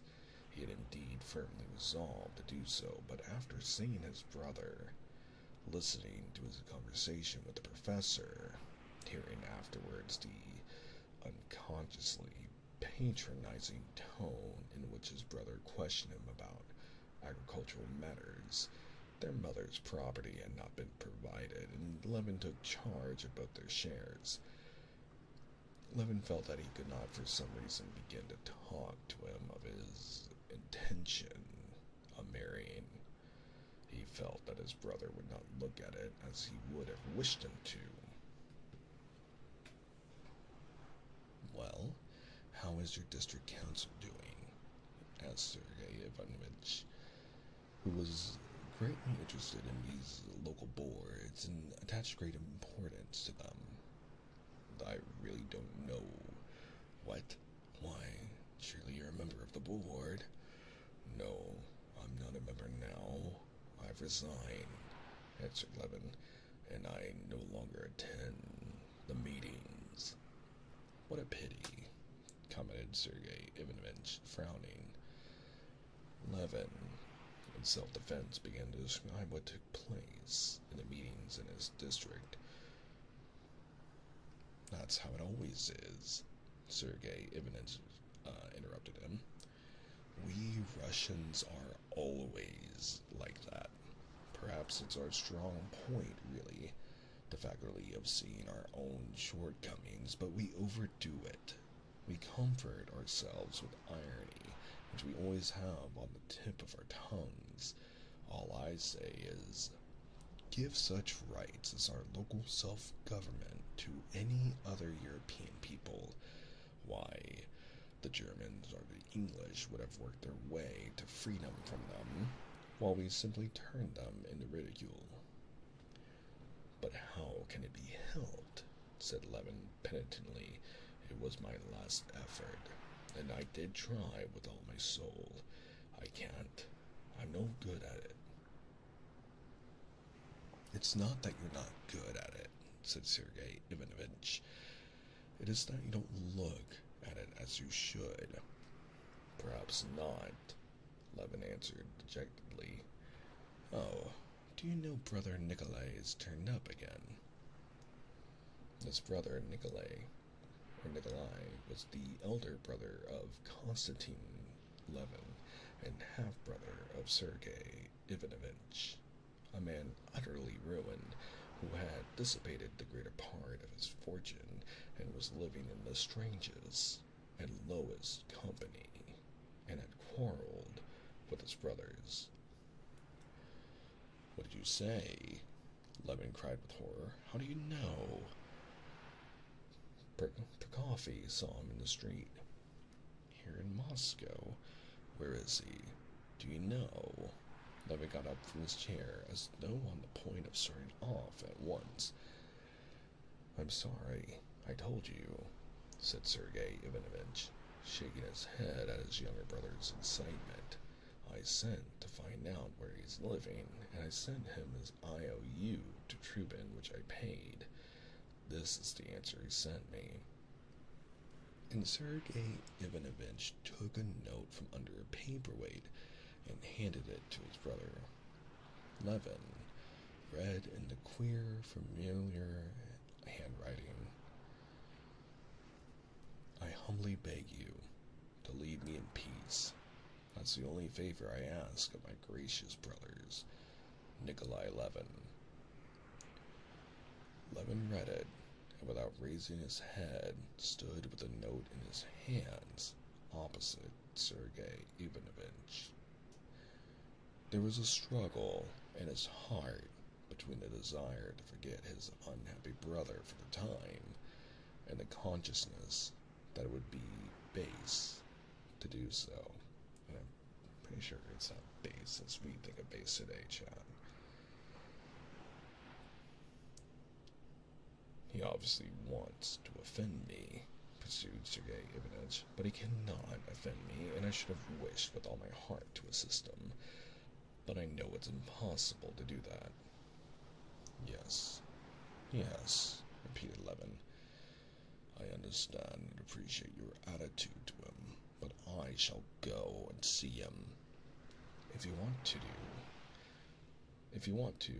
do, but I shouldn't advise it, said Sergei Ivanovich.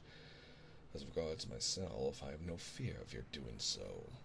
He will not make you quarrel with me, but for your own sake, I should say you would do better not to go. You can't do him any good. Still, do as you please. Very likely, but I can't do any. But I feel, especially at such a moment. But that's another thing. I feel I could not be at peace. Well then, I don't understand, said Sergei Ivanovich. Ivanovich. There we go. Ivanovich. There we go.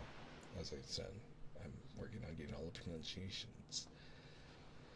One thing I do understand, he added. It's a lesson in humility. I've come to look very differently and more charitably on what is called infamous, since Brother Nikolai has become what he is. You know what he did. Oh, it's awful. Awful, repeated Levin. After obtaining his brother's address from Sergei Ivanovich's footman, Levin was on the point of setting off at once to see him. But, on second thought, he decided to put off his visit till the evening. The first thing to do, to set his heart at rest, was to accomplish what he had come to Moscow for. From his brothers, Levin went to the Oblinsky's office, and on getting news of the Shabanskys from him, he drove to the place where he had been told he might find Kitty.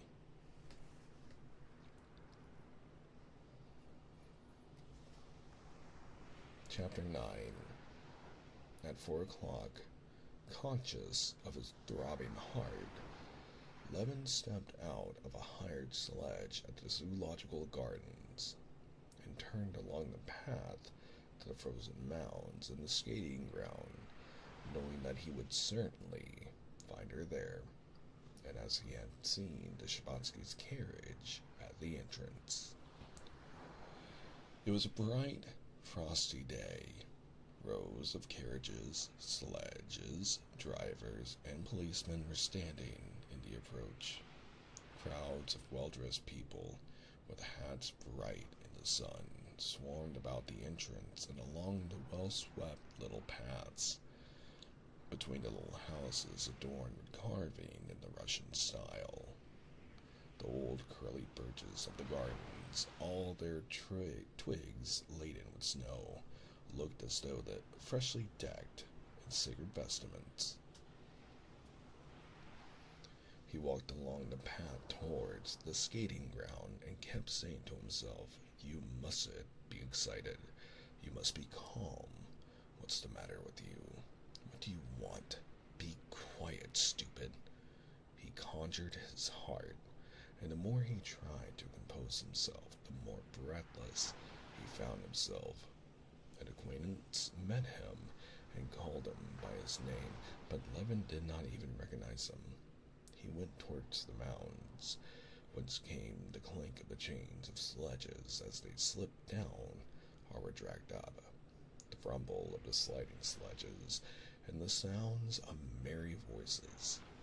He walked on a few steps, and the skating ground lay open before his eyes, and at once, amidst all the skaters, he knew her. He knew she was there by the rapture and the terror that seized on his heart. She was standing, talking to a lady at the opposite end of the ground. There was apparently nothing striking in her dress or her attitude, but for Levin, she was as easy to find in that crowd as a rose among nettles. Everything was made bright by her.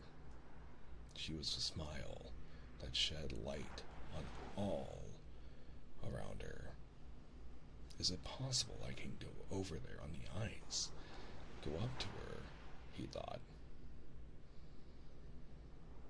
The place where she stood seemed to him a holy shrine, unapproachable, and there was one moment when he was almost retreating. So overwhelmed was he with terror, he had to make an effort to master himself, and to remind himself that people of all sorts were moving about her, and that he too might come there to skate. He walked down, and for a long while avoiding looking at her as the sun, but seeing her as one does the sun without looking. Always shy. On that day of the week, and at that time of day, people of one said, all acquainted with one another, used to meet on the ice. There were crack skaters there, showing off their skill, and learners clinging to chairs with timid, awkward movements. Boys and elderly people skating with hygienic motives. They seemed to Levin an elect band of blissful beings because they were here, near her. All the skaters, it seemed, with perfect self-possession, skated towards her, skated by her, even spoke to her, and were happy, quite apart from her, enjoying the capital ice and the fine weather. Nikolai Shabatsky, Kitty's cousin, in a short jacket and tight trousers, was sitting on a garden seat with his skates on. Seeing Levin, he shouted to him, "Ah, the first skater in Russia. Been here long. First-rate ice. Do put your skates on." "I haven't got my skates," Levin answered, marveling at this boldness and ease in her presence, and not for 1 second losing sight of her. Though he did not look at her, he felt as though the sun were coming near him. She was in a corner, and turning out her slender feet in their high boots with obvious timidity. She skated towards him. A boy in Russian dress, desperately waving his arms and bowed to the ground, overtook her. She skated a little uncertainly, taking her hands out of the little muff that hung on a cord. She held them ready for emergency, and looking towards Levin, whom she had recognized, she smiled at him and at her own fears. When she had got round the turn, she gave herself a push off with one foot and skated up, straight up, to Shabatsky. Clutching at his arm, she nodded, smiling to Levin. She was more splendid than he had imagined her. When he thought of her, he could call up a vivid picture of her to himself. especially the charm of that little fair head, so freely set on a shapely girlish shoulders, and so full of childish brightness and good humor. The childishness of her expression, together with the delicate beauty of her figure, made up her special charm, and that he fully realized. But what always struck him in her as something unlooked for was the expression of her eyes, soft, serene, and truthful, and above all, her smile, which always transported Levin to an enchanted world where he felt himself softened and tender as he remembered himself in some days of his early childhood. A very beautiful expression of love for someone.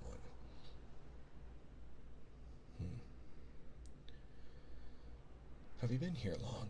She said, giving him her hand. Thank you, she added, as he picked up the handkerchief that had fallen out of her muff. I've not long. Yesterday. I mean, today. I arrived, answered Levin, in his emotion not at once understanding her question. I was meaning to come and see you, he said, and then, recollecting with what intention he was trying to see her, he was promptly overcome with confusion and blushed.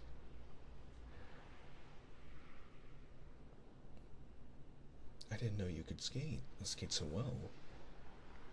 She looked at him earnestly, as though wishing to make out the cause of his confusion. Oh wait, let me re-say that in his voice.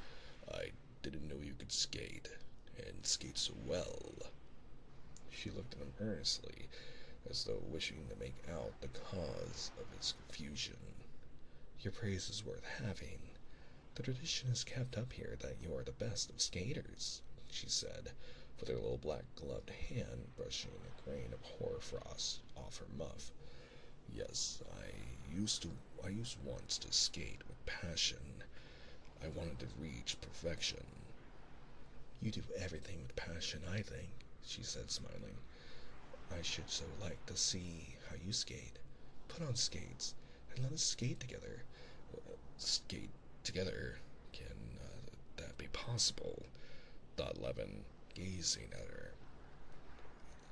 I'll put them on directly, he said, and he went off to get skates. It's a long while since we've seen you here, sir, said the attendant, sporting his foot and screwing on the heel of the skate. Except you, there's none of the gentlemen first-rate skaters. Will that be all right? He said, tightening the strap. Oh, yes, make haste, please, answered Levin, with difficulty restraining a smile of rapture which would overspread his face. Yes, he thought, this now is life. This is happiness.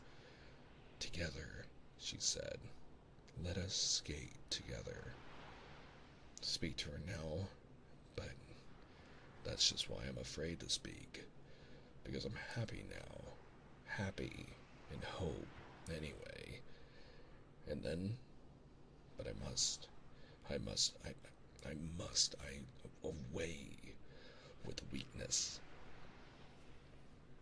Levin rose to his feet, took off his overcoat, and scurrying over the rough ice round the hut, came out on the smooth ice and skated without effort, as it were, by simple exercise of will, increasing in slackening speed and turning his course. He approached with timidity, but again her smile reassured him. She gave him her hand, and they set off side by side, going faster and faster, and the more rapidly they moved, the more tightly she grasped his hand. With you I should soon learn I somehow feel confidence in you, she said to him. And I have confidence in myself when you are leaning on me, he said, but was at once panic-stricken at what he had said and blushed. And indeed, no sooner had he uttered these words when all at once, like the sun going behind a cloud, her face lost all its friendliness. And Levin detected the familiar change in her expression that denoted the working of thought. A crease showed on her smooth brow. Is there anything troubling you? Wait, is there anything troubling you? Though I've no right to ask such a question, he added hurriedly. Oh, why so? No, I have nothing to trouble me, she responded coolly, and she added immediately, you haven't seen Madame Lignon, have you? Not yet. Go and speak to her. She likes you so much. What's wrong? Have I offended her? Lord, help me, thought Levin, and he flew towards the old Frenchwoman with the gray ringlets who was sitting on a bench, smiling and showing her false teeth. She greeted him as an old friend. Yes, you see, we're growing up, she said to him, glancing towards Kitty, and growing old. Tiny Bear has grown big now, pursued the Frenchwoman, laughing, and she reminded him of his joke about the three young ladies whom he had compared to three bears in the English nursery tale. Do you remember that's what you used to call them? He remembered absolutely nothing, but she had been laughing at the joke for 10 years now, and was quite fond of it. Now, go and skate. Our Kitty has learned to skate nicely, hasn't she? When Levin darted up to Kitty, her face was no longer stern. Her eyes looked at him with the same sincerity and friendliness, but Levin fancied that in her friendliness there was a certain note, a deliberate composure, and he felt depressed. After talking a little of her old governess and her peculiarities, she questioned him about his life. Surely you must be dull in the country in the winter, aren't you? She said. No, I'm not dull. I'm very busy, he said, feeling that she was holding him in check by her composed tone, which she would not have the force to break through, just as it had been at the beginning of the winter. Are you going to stay in town long? Kitty questioned him. I don't know, he answered, not thinking of what he was saying. The thought that if he were held in check by her tone of quiet friendliness, he would end by going back again without deciding anything came into his mind, and he resolved to make a struggle against it. How is it you don't know? I don't know. It depends on you, he said, and was immediately horror-stricken at his own words. Whether it was that she had heard his words, or that she did not want to hear them, she made a sort of stumble, twice struck out, and hurriedly skated away from him. She skated up to Madame Lignon, said something to her, and went towards the pavilion where the ladies took off their skates.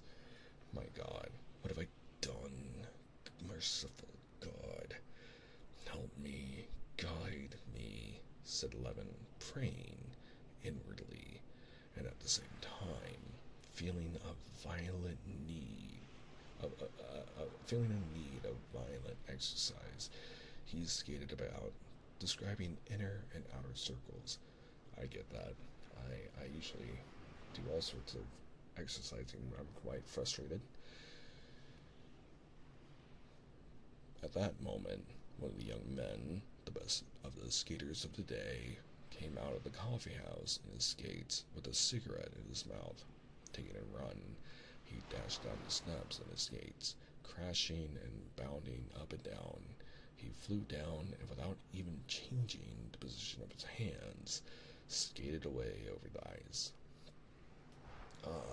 That's a new trick, said Levin, and he promptly ran up to the top to do this new trick.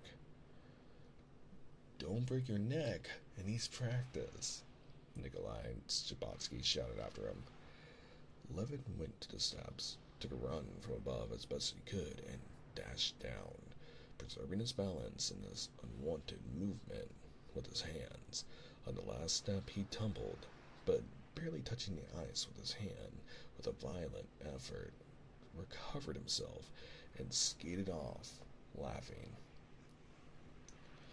How splendid, how nice he is, Kitty was thinking at the same time, as she came out of the pavilion with Belaylin on, and looked towards him with a smile of quiet affection, as though he were a favorite brother. And can it be my fault? Can I have done anything wrong? They talk of flirtation. I know it's not he that I love, but still I am happy with him, and he's so jolly. Only, why did he say that? She mused,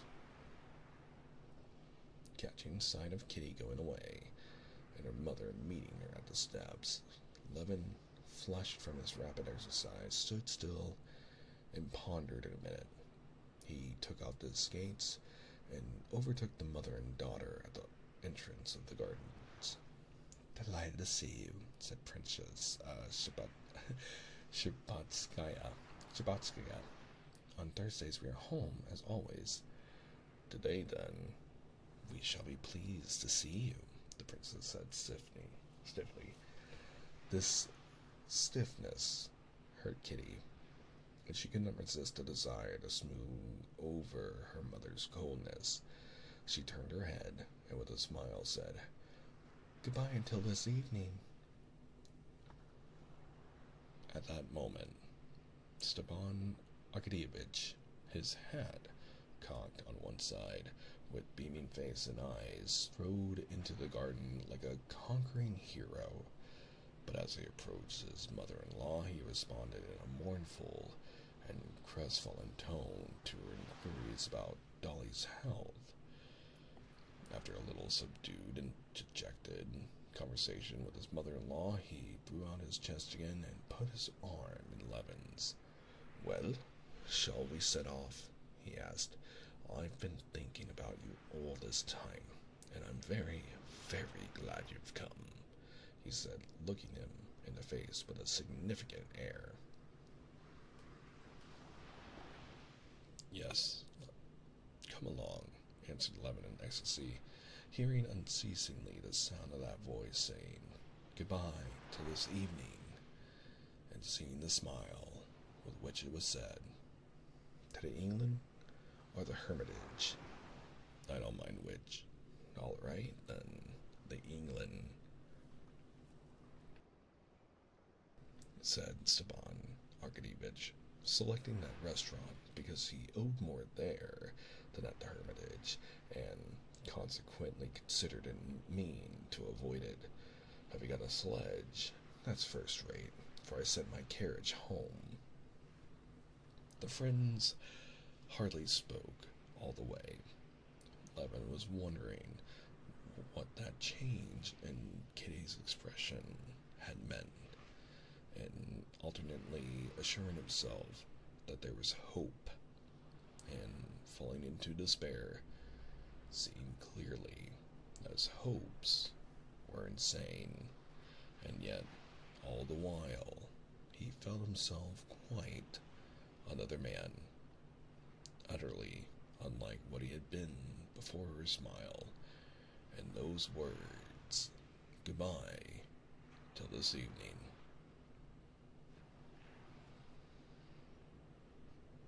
Stepan Arkadyevitch was absorbed during the drive in composing the menu of the dinner. "You like turbot, don't you?" he said to Levin, and as they were arriving, responded Levin. "Turbot? Yes, I'm awfully fond of turbot." "What's turbot? I don't know." "I guess I'll find out. I'll just Google it sometime."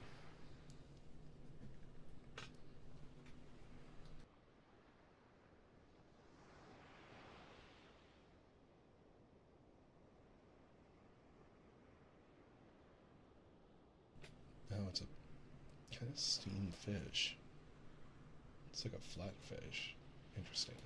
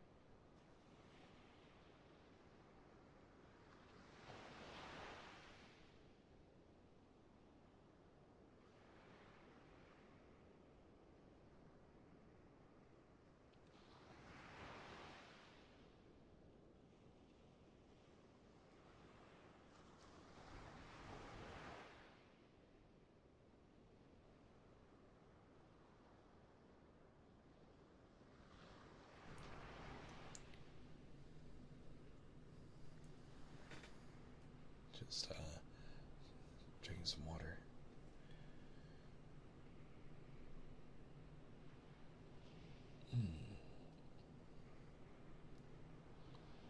Chapter 10.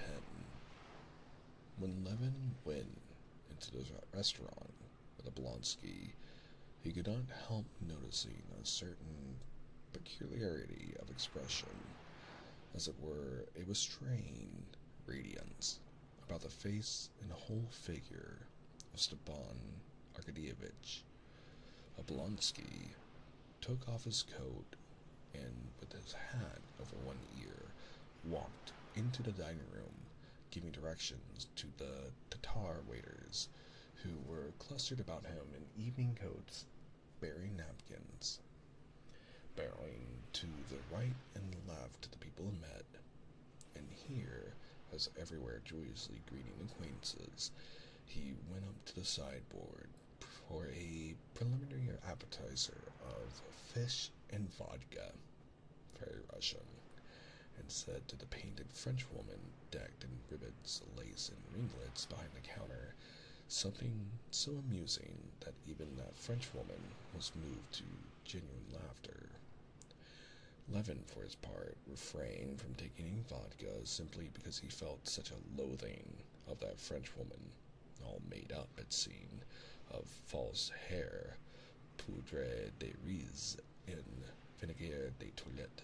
He made a haste to move away from her, as from a dirty place. His whole soul was filled with memories of Kitty, and there was a smile of triumph and happiness shining in his eyes. This way, Your Excellency, please. Your Excellency won't be disturbed here, said a particular pertinacious, white-headed old Tatar with immense hips and coattails gaping widely behind. Walk in, Your Excellency, he said to Levin, by way of showing respect to Stepan Arkadyevitch, being attentive to his guest as well.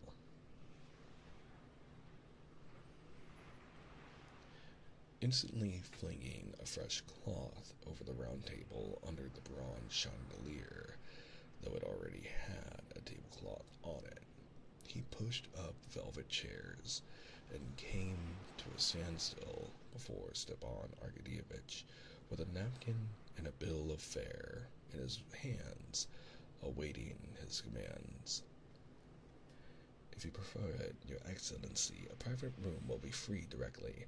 Prince Golestan with a lady. Fresh oysters have come in. Ah, oysters. Stepan Arkadyevitch became thoughtful. How if we were to change our program, Levin? He said, keeping his finger on the bill of fare, and his face expressed serious hesitation. Are the oysters good? Mine now. They're Flensburg, Your Excellency. We've no Ornstead. Flensburg will do, but are they fresh? Only arrived yesterday. Well then, how if we were to begin with oysters, and so change the whole program, eh? It's all the same to me, I should like cabbage soup and porridge better than anything, but of course there's nothing like that here. Porridge a la ruse, Your Honor would like, said the tater, I think, or tatar, bending down to Levin, like a nurse speaking to a child. No, joking apart, whatever you choose is sure to be good. I've been skating and I'm hungry, and don't imagine, he added, detecting a look of dissatisfaction on Oblonsky's face, that I shan't appreciate your choice. I am fond of good things. I am fond of good things. I should hope so. After all, it's one of the pleasures of life, said Stepan Arkadyevitch. Well, then, my friend, you give us 2, or better say 3 dozen oysters, clear soup with vegetables. Britannia, prompted the Tatar, but Stepan Arkadyevitch apparently did not care to allow him the satisfaction of giving the French names of the dishes. With the vegetables in it, you know, then turbot with thick sauce, then roast beef, and mind it's good. Yes, and capons, and perhaps, and then sweets.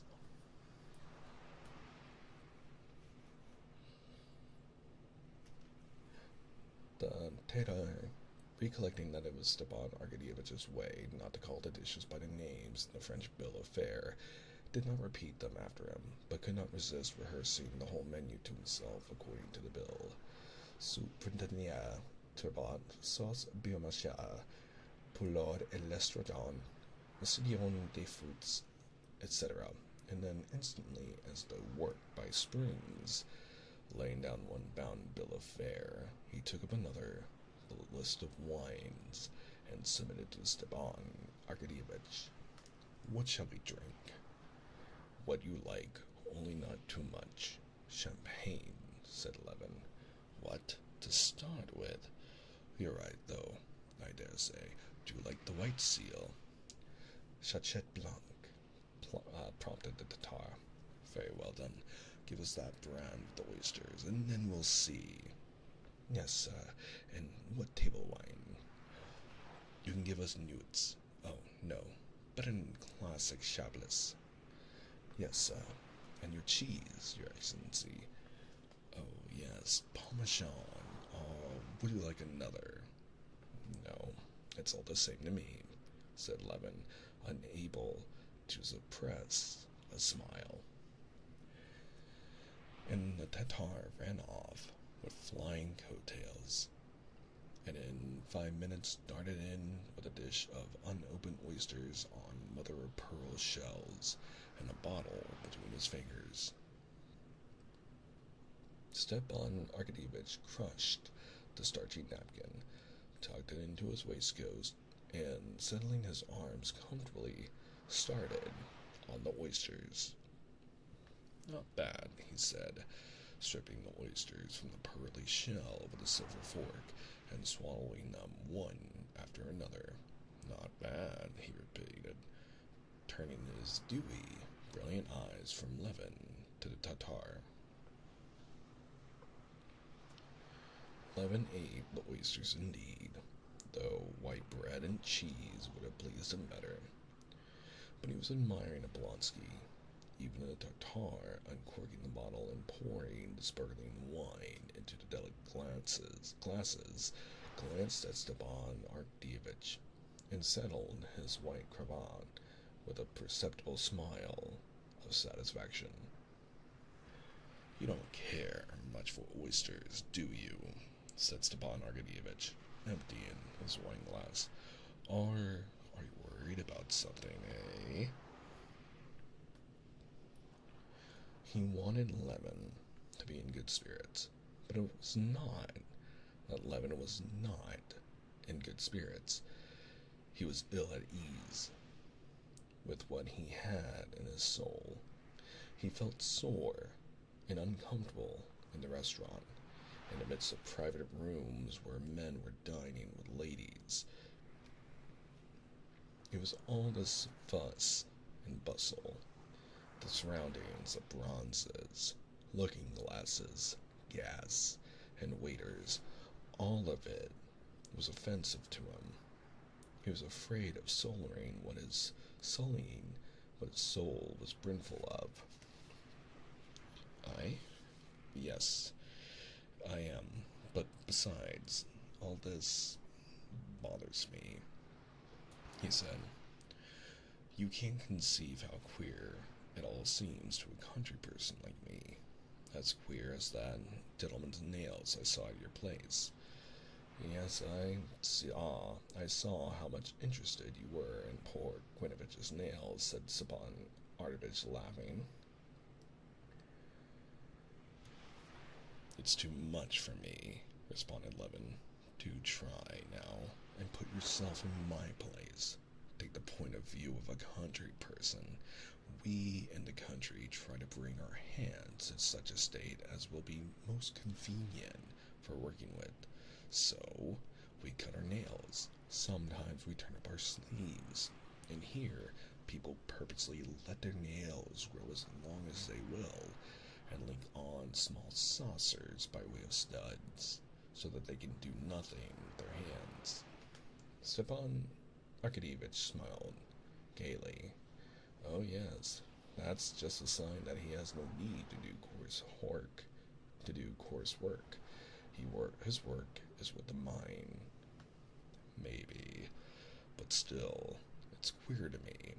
Just as at this moment it seems queer to me that we country folks try to get our meals over as soon as we can, so as to be ready for more work. While here are we trying to drag out our meal as long as possible, and with that object eating oysters.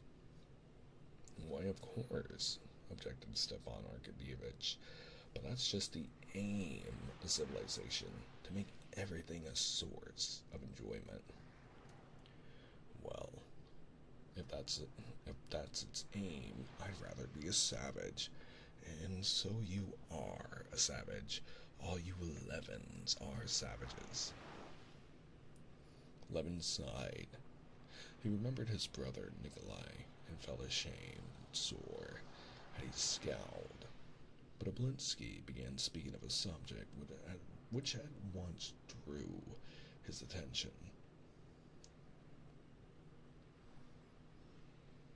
Oh, I say, are you going tonight to our people?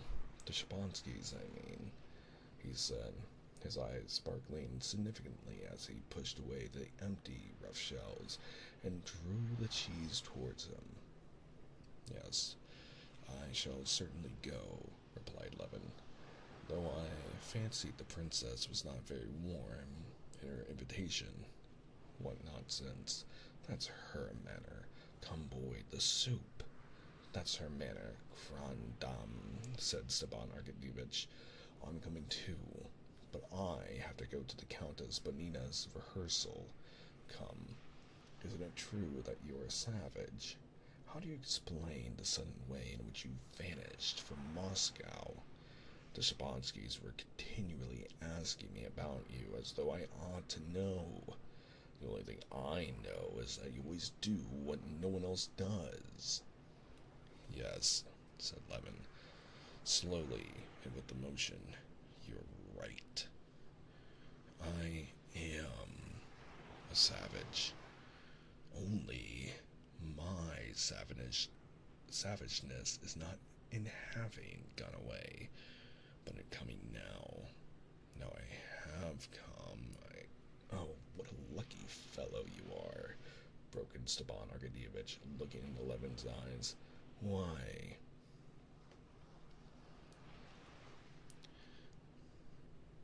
Oh, why? I know a gallant steed by token sure, and by his eyes I know a youth in love, declaimed Stepan Arkadyevich. Everything is before you. Why, is it over for you already?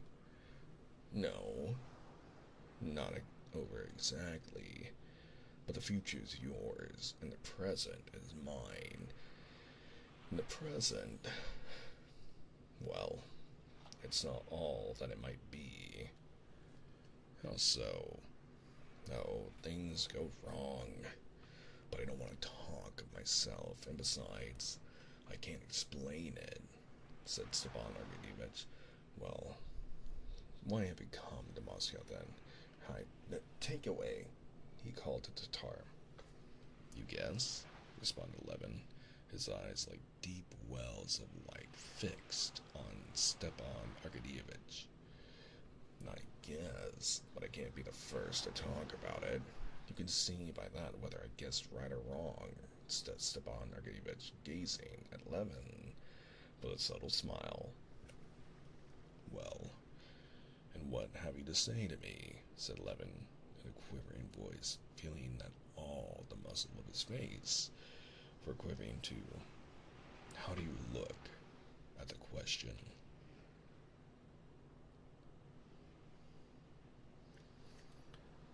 Stepan Arkadyevich slowly emptied his glass of Chablis, never taking his eyes off Levin. Aye, said Stepan Arkadyevich, there's nothing I desire so much as that. Nothing. It would be the best thing that could be. But you're not making a mistake. You know what we're speaking of, said Levin, piercing him with his eyes. You think it's possible? I think it's possible. Why not possible? No. Do you really think it's possible? No, tell me all you think. Oh, but if refusal's in store for me, indeed, I feel sure. Why should you think that? Said Stepan Arkadyevich, smiling at his excitement. It seems so to me sometimes. That will be awful for me, and for her too. Oh, well, anyway, there's nothing awful in it for a girl. Every girl is proud of an offer. Yes, every girl, but not she. Stepan Arkadyevich smiled. He so well knew that feeling of Levin's, and that for him all the girls in the world were divided into two classes. One class, all the girls in the world, except her, and those girls with all sorts of human weaknesses, and very ordinary girls. The other class, she alone, having no weaknesses of any sort, and higher than all humanity. In other words, putting her on a pedestal. But is that not, puppy love, as they say? Still cute. But in some ways, Stepan would think of it this way, considering his own situation. Anyway, they are best friends. Stay. Take some sauce, he said, holding back Levin's hand as it pushed away the sauce. Levin obediently helped himself to the sauce, but would not let Stepan Arkadyevich go on with his dinner. No, stop a minute. Stop a minute, he said. You must understand that it's a question of life and death for me. I have never spoken to anyone of this, and there's no one I could speak of it except you. You know we're utterly unlike each other, different tastes and views and everything. But I know you're fond of me and understand me, and that's why I like you awfully. But for God's sake, be quite straightforward with me. I tell you what I think, said Stepan Arkadyevich, smiling, but I'll say more. My wife is a wonderful woman. Stepan Arkadyevich sighed, remembering his position with his wife. And after a moment's silence, he resumed. She has a gift of foreseeing things. She sees right through people, but that's not all. She knows what will come to pass, especially in the way of marriages. She foretold, for instance, that Princess Shahoskova, President pseudo Russian slash Swedish girl would probably laugh at me trying to pronounce this, but that Princess Shayhovskaya,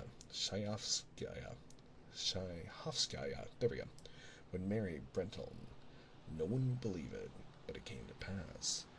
And she's on your side. How do you mean? It's not only that she likes you, she says that Kitty is certain to be your wife.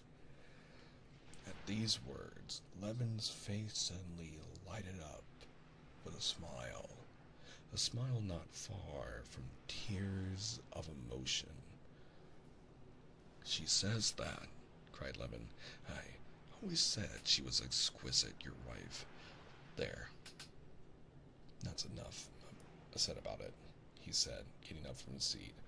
All right, but do sit down. But Levin could not sit down. He walked with his firm tread twice up and down the little cage of a room, blinked his eyelids that his tears might not fall, and only then sat down to the table. You must understand, said he. It's not love. I've been in love, but it's not that. It's not my feeling, but a sort of force outside me has taken possession of me. I went away, you see, because I made up my mind that it can never be. You understand, as a happiness that does not come on earth, but I've struggled with myself. I see there's no living without it, and it must be settled.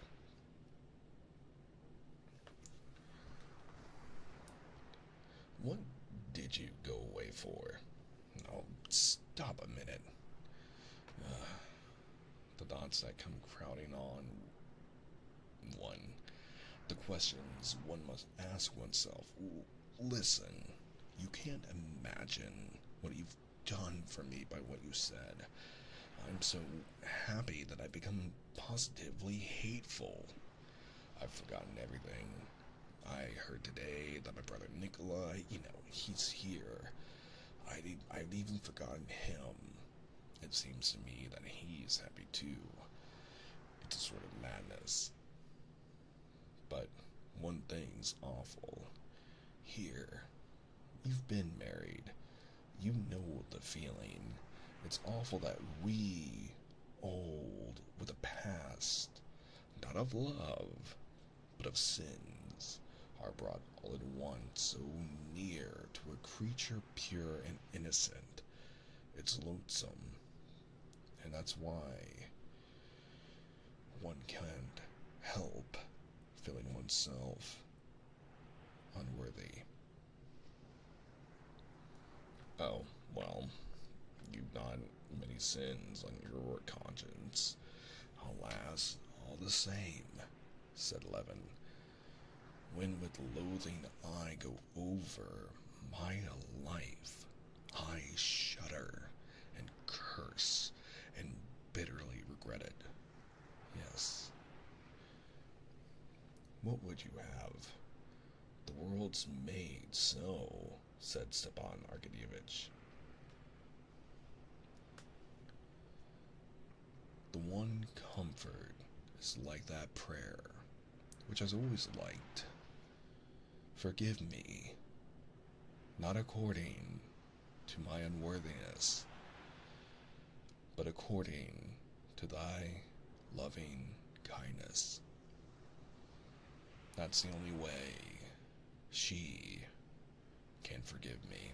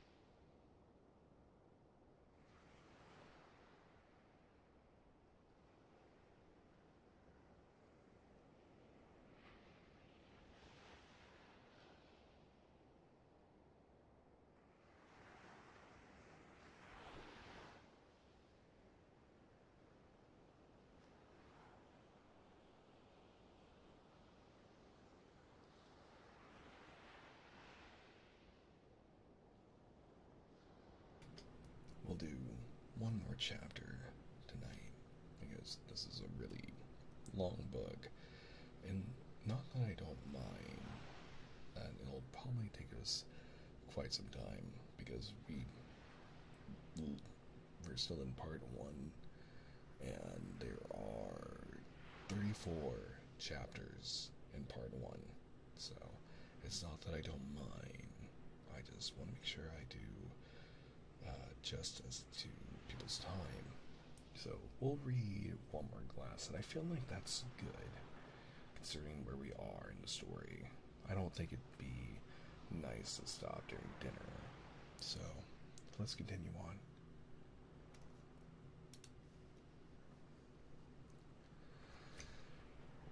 Chapter 11. Levin emptied his glass, and they were silent for a while.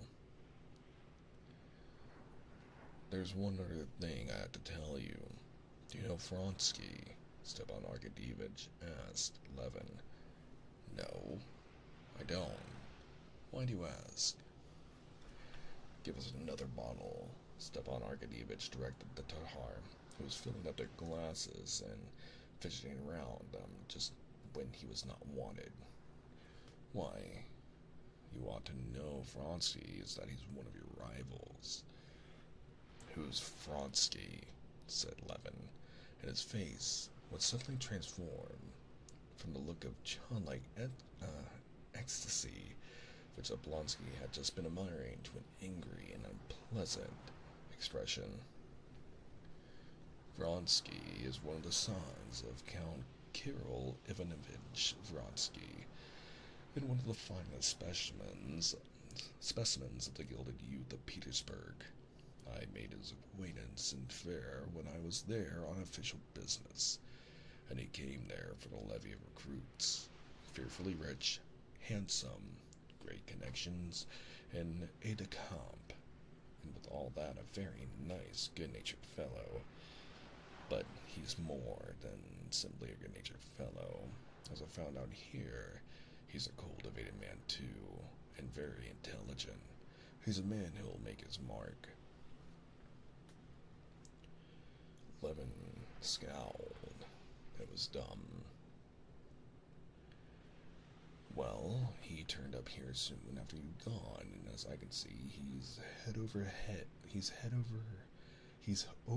and ears in love with Kitty, and you know that her mother... Excuse me, but I know nothing, said Levin, frowning gloomily, and he immediately recollected his brother Nikolai, and how hateful he was to have been able to forget him. You wait a bit, said Stepan Arkadyevich, smiling and touching his hand.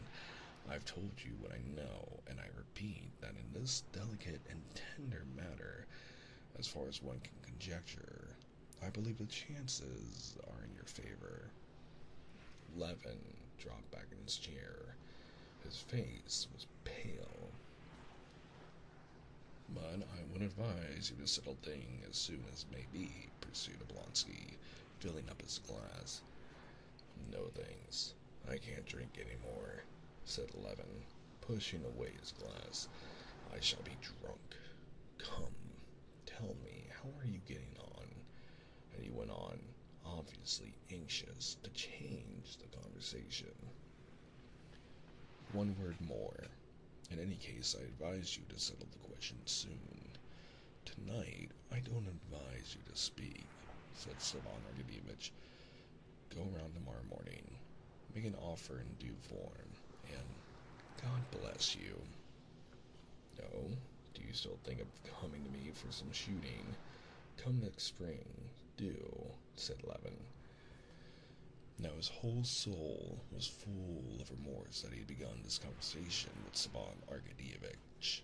A feeling such as his was profaned by talk of the rivalry of some Petersburg officer, of the suppositions and the counsels of Stepan Arkadyevich. Tell my tongue's starting to go. Stepan Arkadyevich smiled. He knew what was passing in Levin's soul. I'll come someday, he said, but women, my boy, the pivot, everything turns upon. Things are in a bad way with me. Very bad. And it's all through women. Tell me, frankly now, he pursued, picking up a cigar and keeping one hand on his glass. Give me your advice. Why? What is it? I'll tell you. Suppose you're married. You love your wife, but you're fascinated by another woman. Excuse me, but I'm absolutely unable to comprehend how, just as I can comprehend how I can now, after my dinner, go straight to a baker's shop and steal a roll. Stepan Arkadyevitch's eyes sparkled more than usual. Why not? A roll will sometimes smell so good, one can't resist it. Ooh, German. Alright, let me see. I'm not really good at this. I have practiced German a little bit. Hemslichtes, wenn ich bezwungen, mein Edisch begehr. Aber dort, wenn's nicht gelungen, hat ich euch recht hufs passier.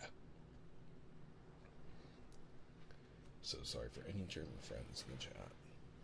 Probably butchered that to hell. But, as he said this, Stepan Arkadyevitch smiled subtly.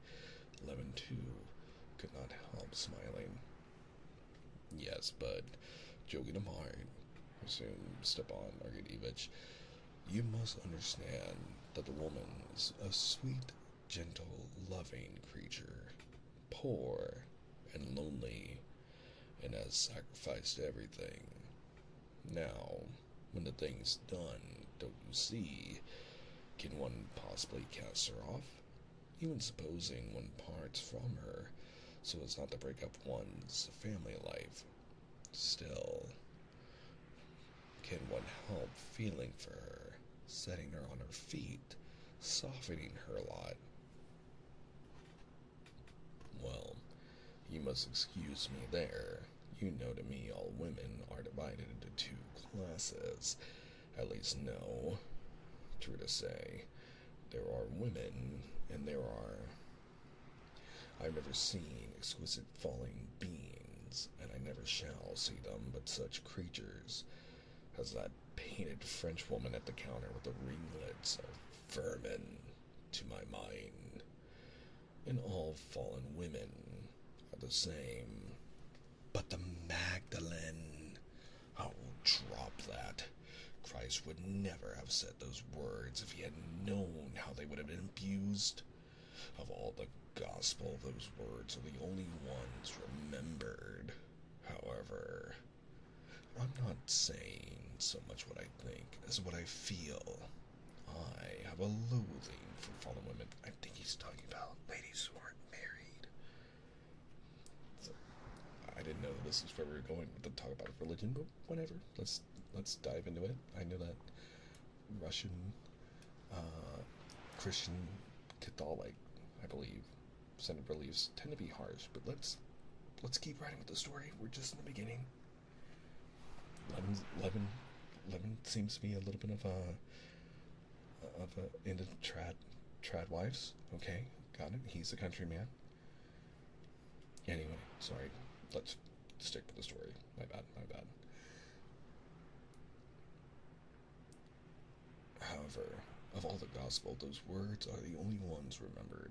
However, I'm not saying so much what I think as what I feel. I have a loathing for fallen women. You're afraid of spiders, and I of these vermin. Most likely, you've not made a study of spiders and don't know their character well, and so it is with me.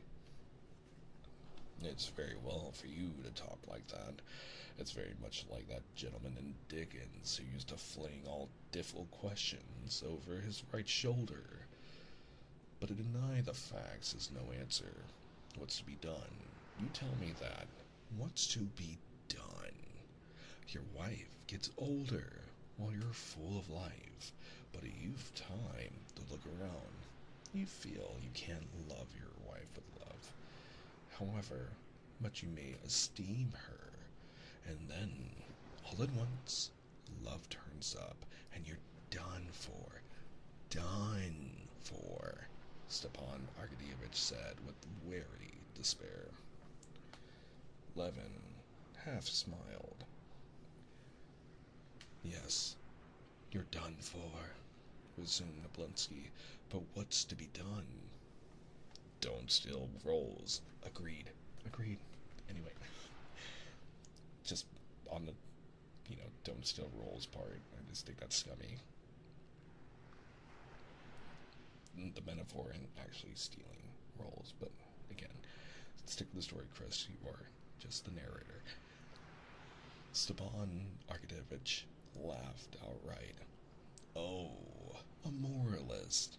But you must understand, there are two women.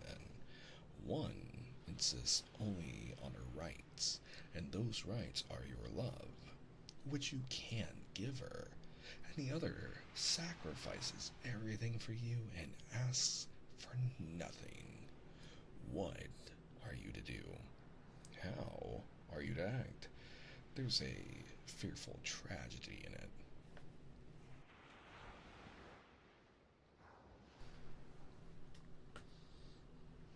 If you care for my profession of faith as regards that, I'll tell you that I don't believe there was any tragedy about it, and this is why, to my mind, love, both the sorts of love which you remember Plato defines in his banquet, serve as the test of men.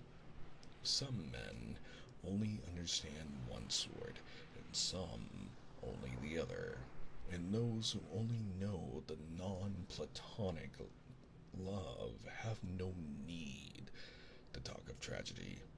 In such love there can be no sort of tragedy. I'm much obliged for the gratification. My humble respects. That's all the tragedy.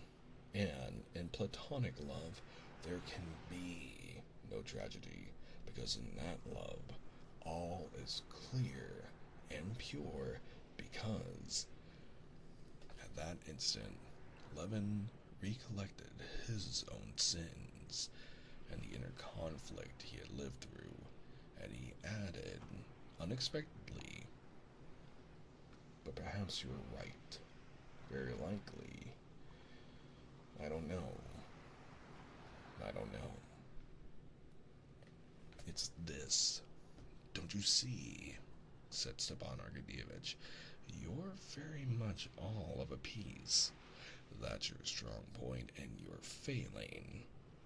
You have a character that's all of a piece, and you want the whole of life to be a piece too, but that's not how it is. You despise public official work because you want the reality to be invariably corresponding all the while with the aim. And that's not how it is. You want a man's work too, always to have a defined aim, and love and family life always to be undivided. And that's not how it is. All the variety, all the charm, all the beauty of life is made up of light and shadow. Levin sighed, made no reply. He was thinking of his own affairs and did not hear Oblonsky. I'm assuming they're drunk. And suddenly, both of them felt that though they were friends, though they had been dining and drinking together, which should have drawn them closer, yet each was thinking only of his own affairs, and they had nothing to do with one another. Oblonsky had more than once experienced this extreme sense of aloofness instead of intimacy coming on after dinner, and he knew what to do in such cases. Bill, he called, and he went into the next room, where he promptly came across an aide-de-camp of his acquaintance, and dropped into conversation with him about an actress and her protector. And at once in the conversation with the aide-de-camp, Oblonsky had a sense of relaxation and relief after conversation with Levin, which always put him to too great a mental and spiritual strain.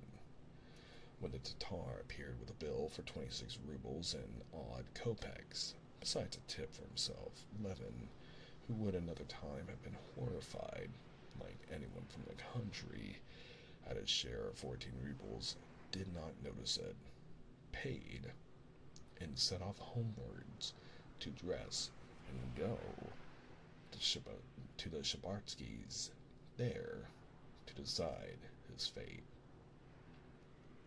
And I think that is a good place to stop, because I'm seeing in just in the first sentence we're starting to go to the house where the young princess Kitty Shabatskaya was 18. So I think that's a good position. What an interesting story so far. I don't remember how far I got when I first read, but I definitely don't remember. I think I got I read a lot, mainly over the course of many days at school, but it's nice to revisit the story now.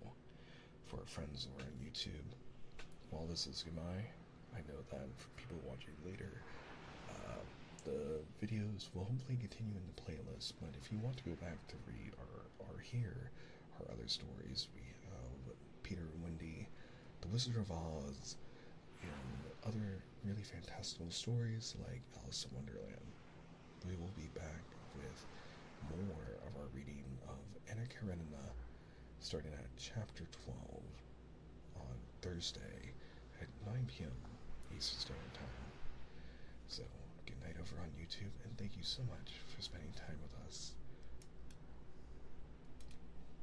Now, for a friend.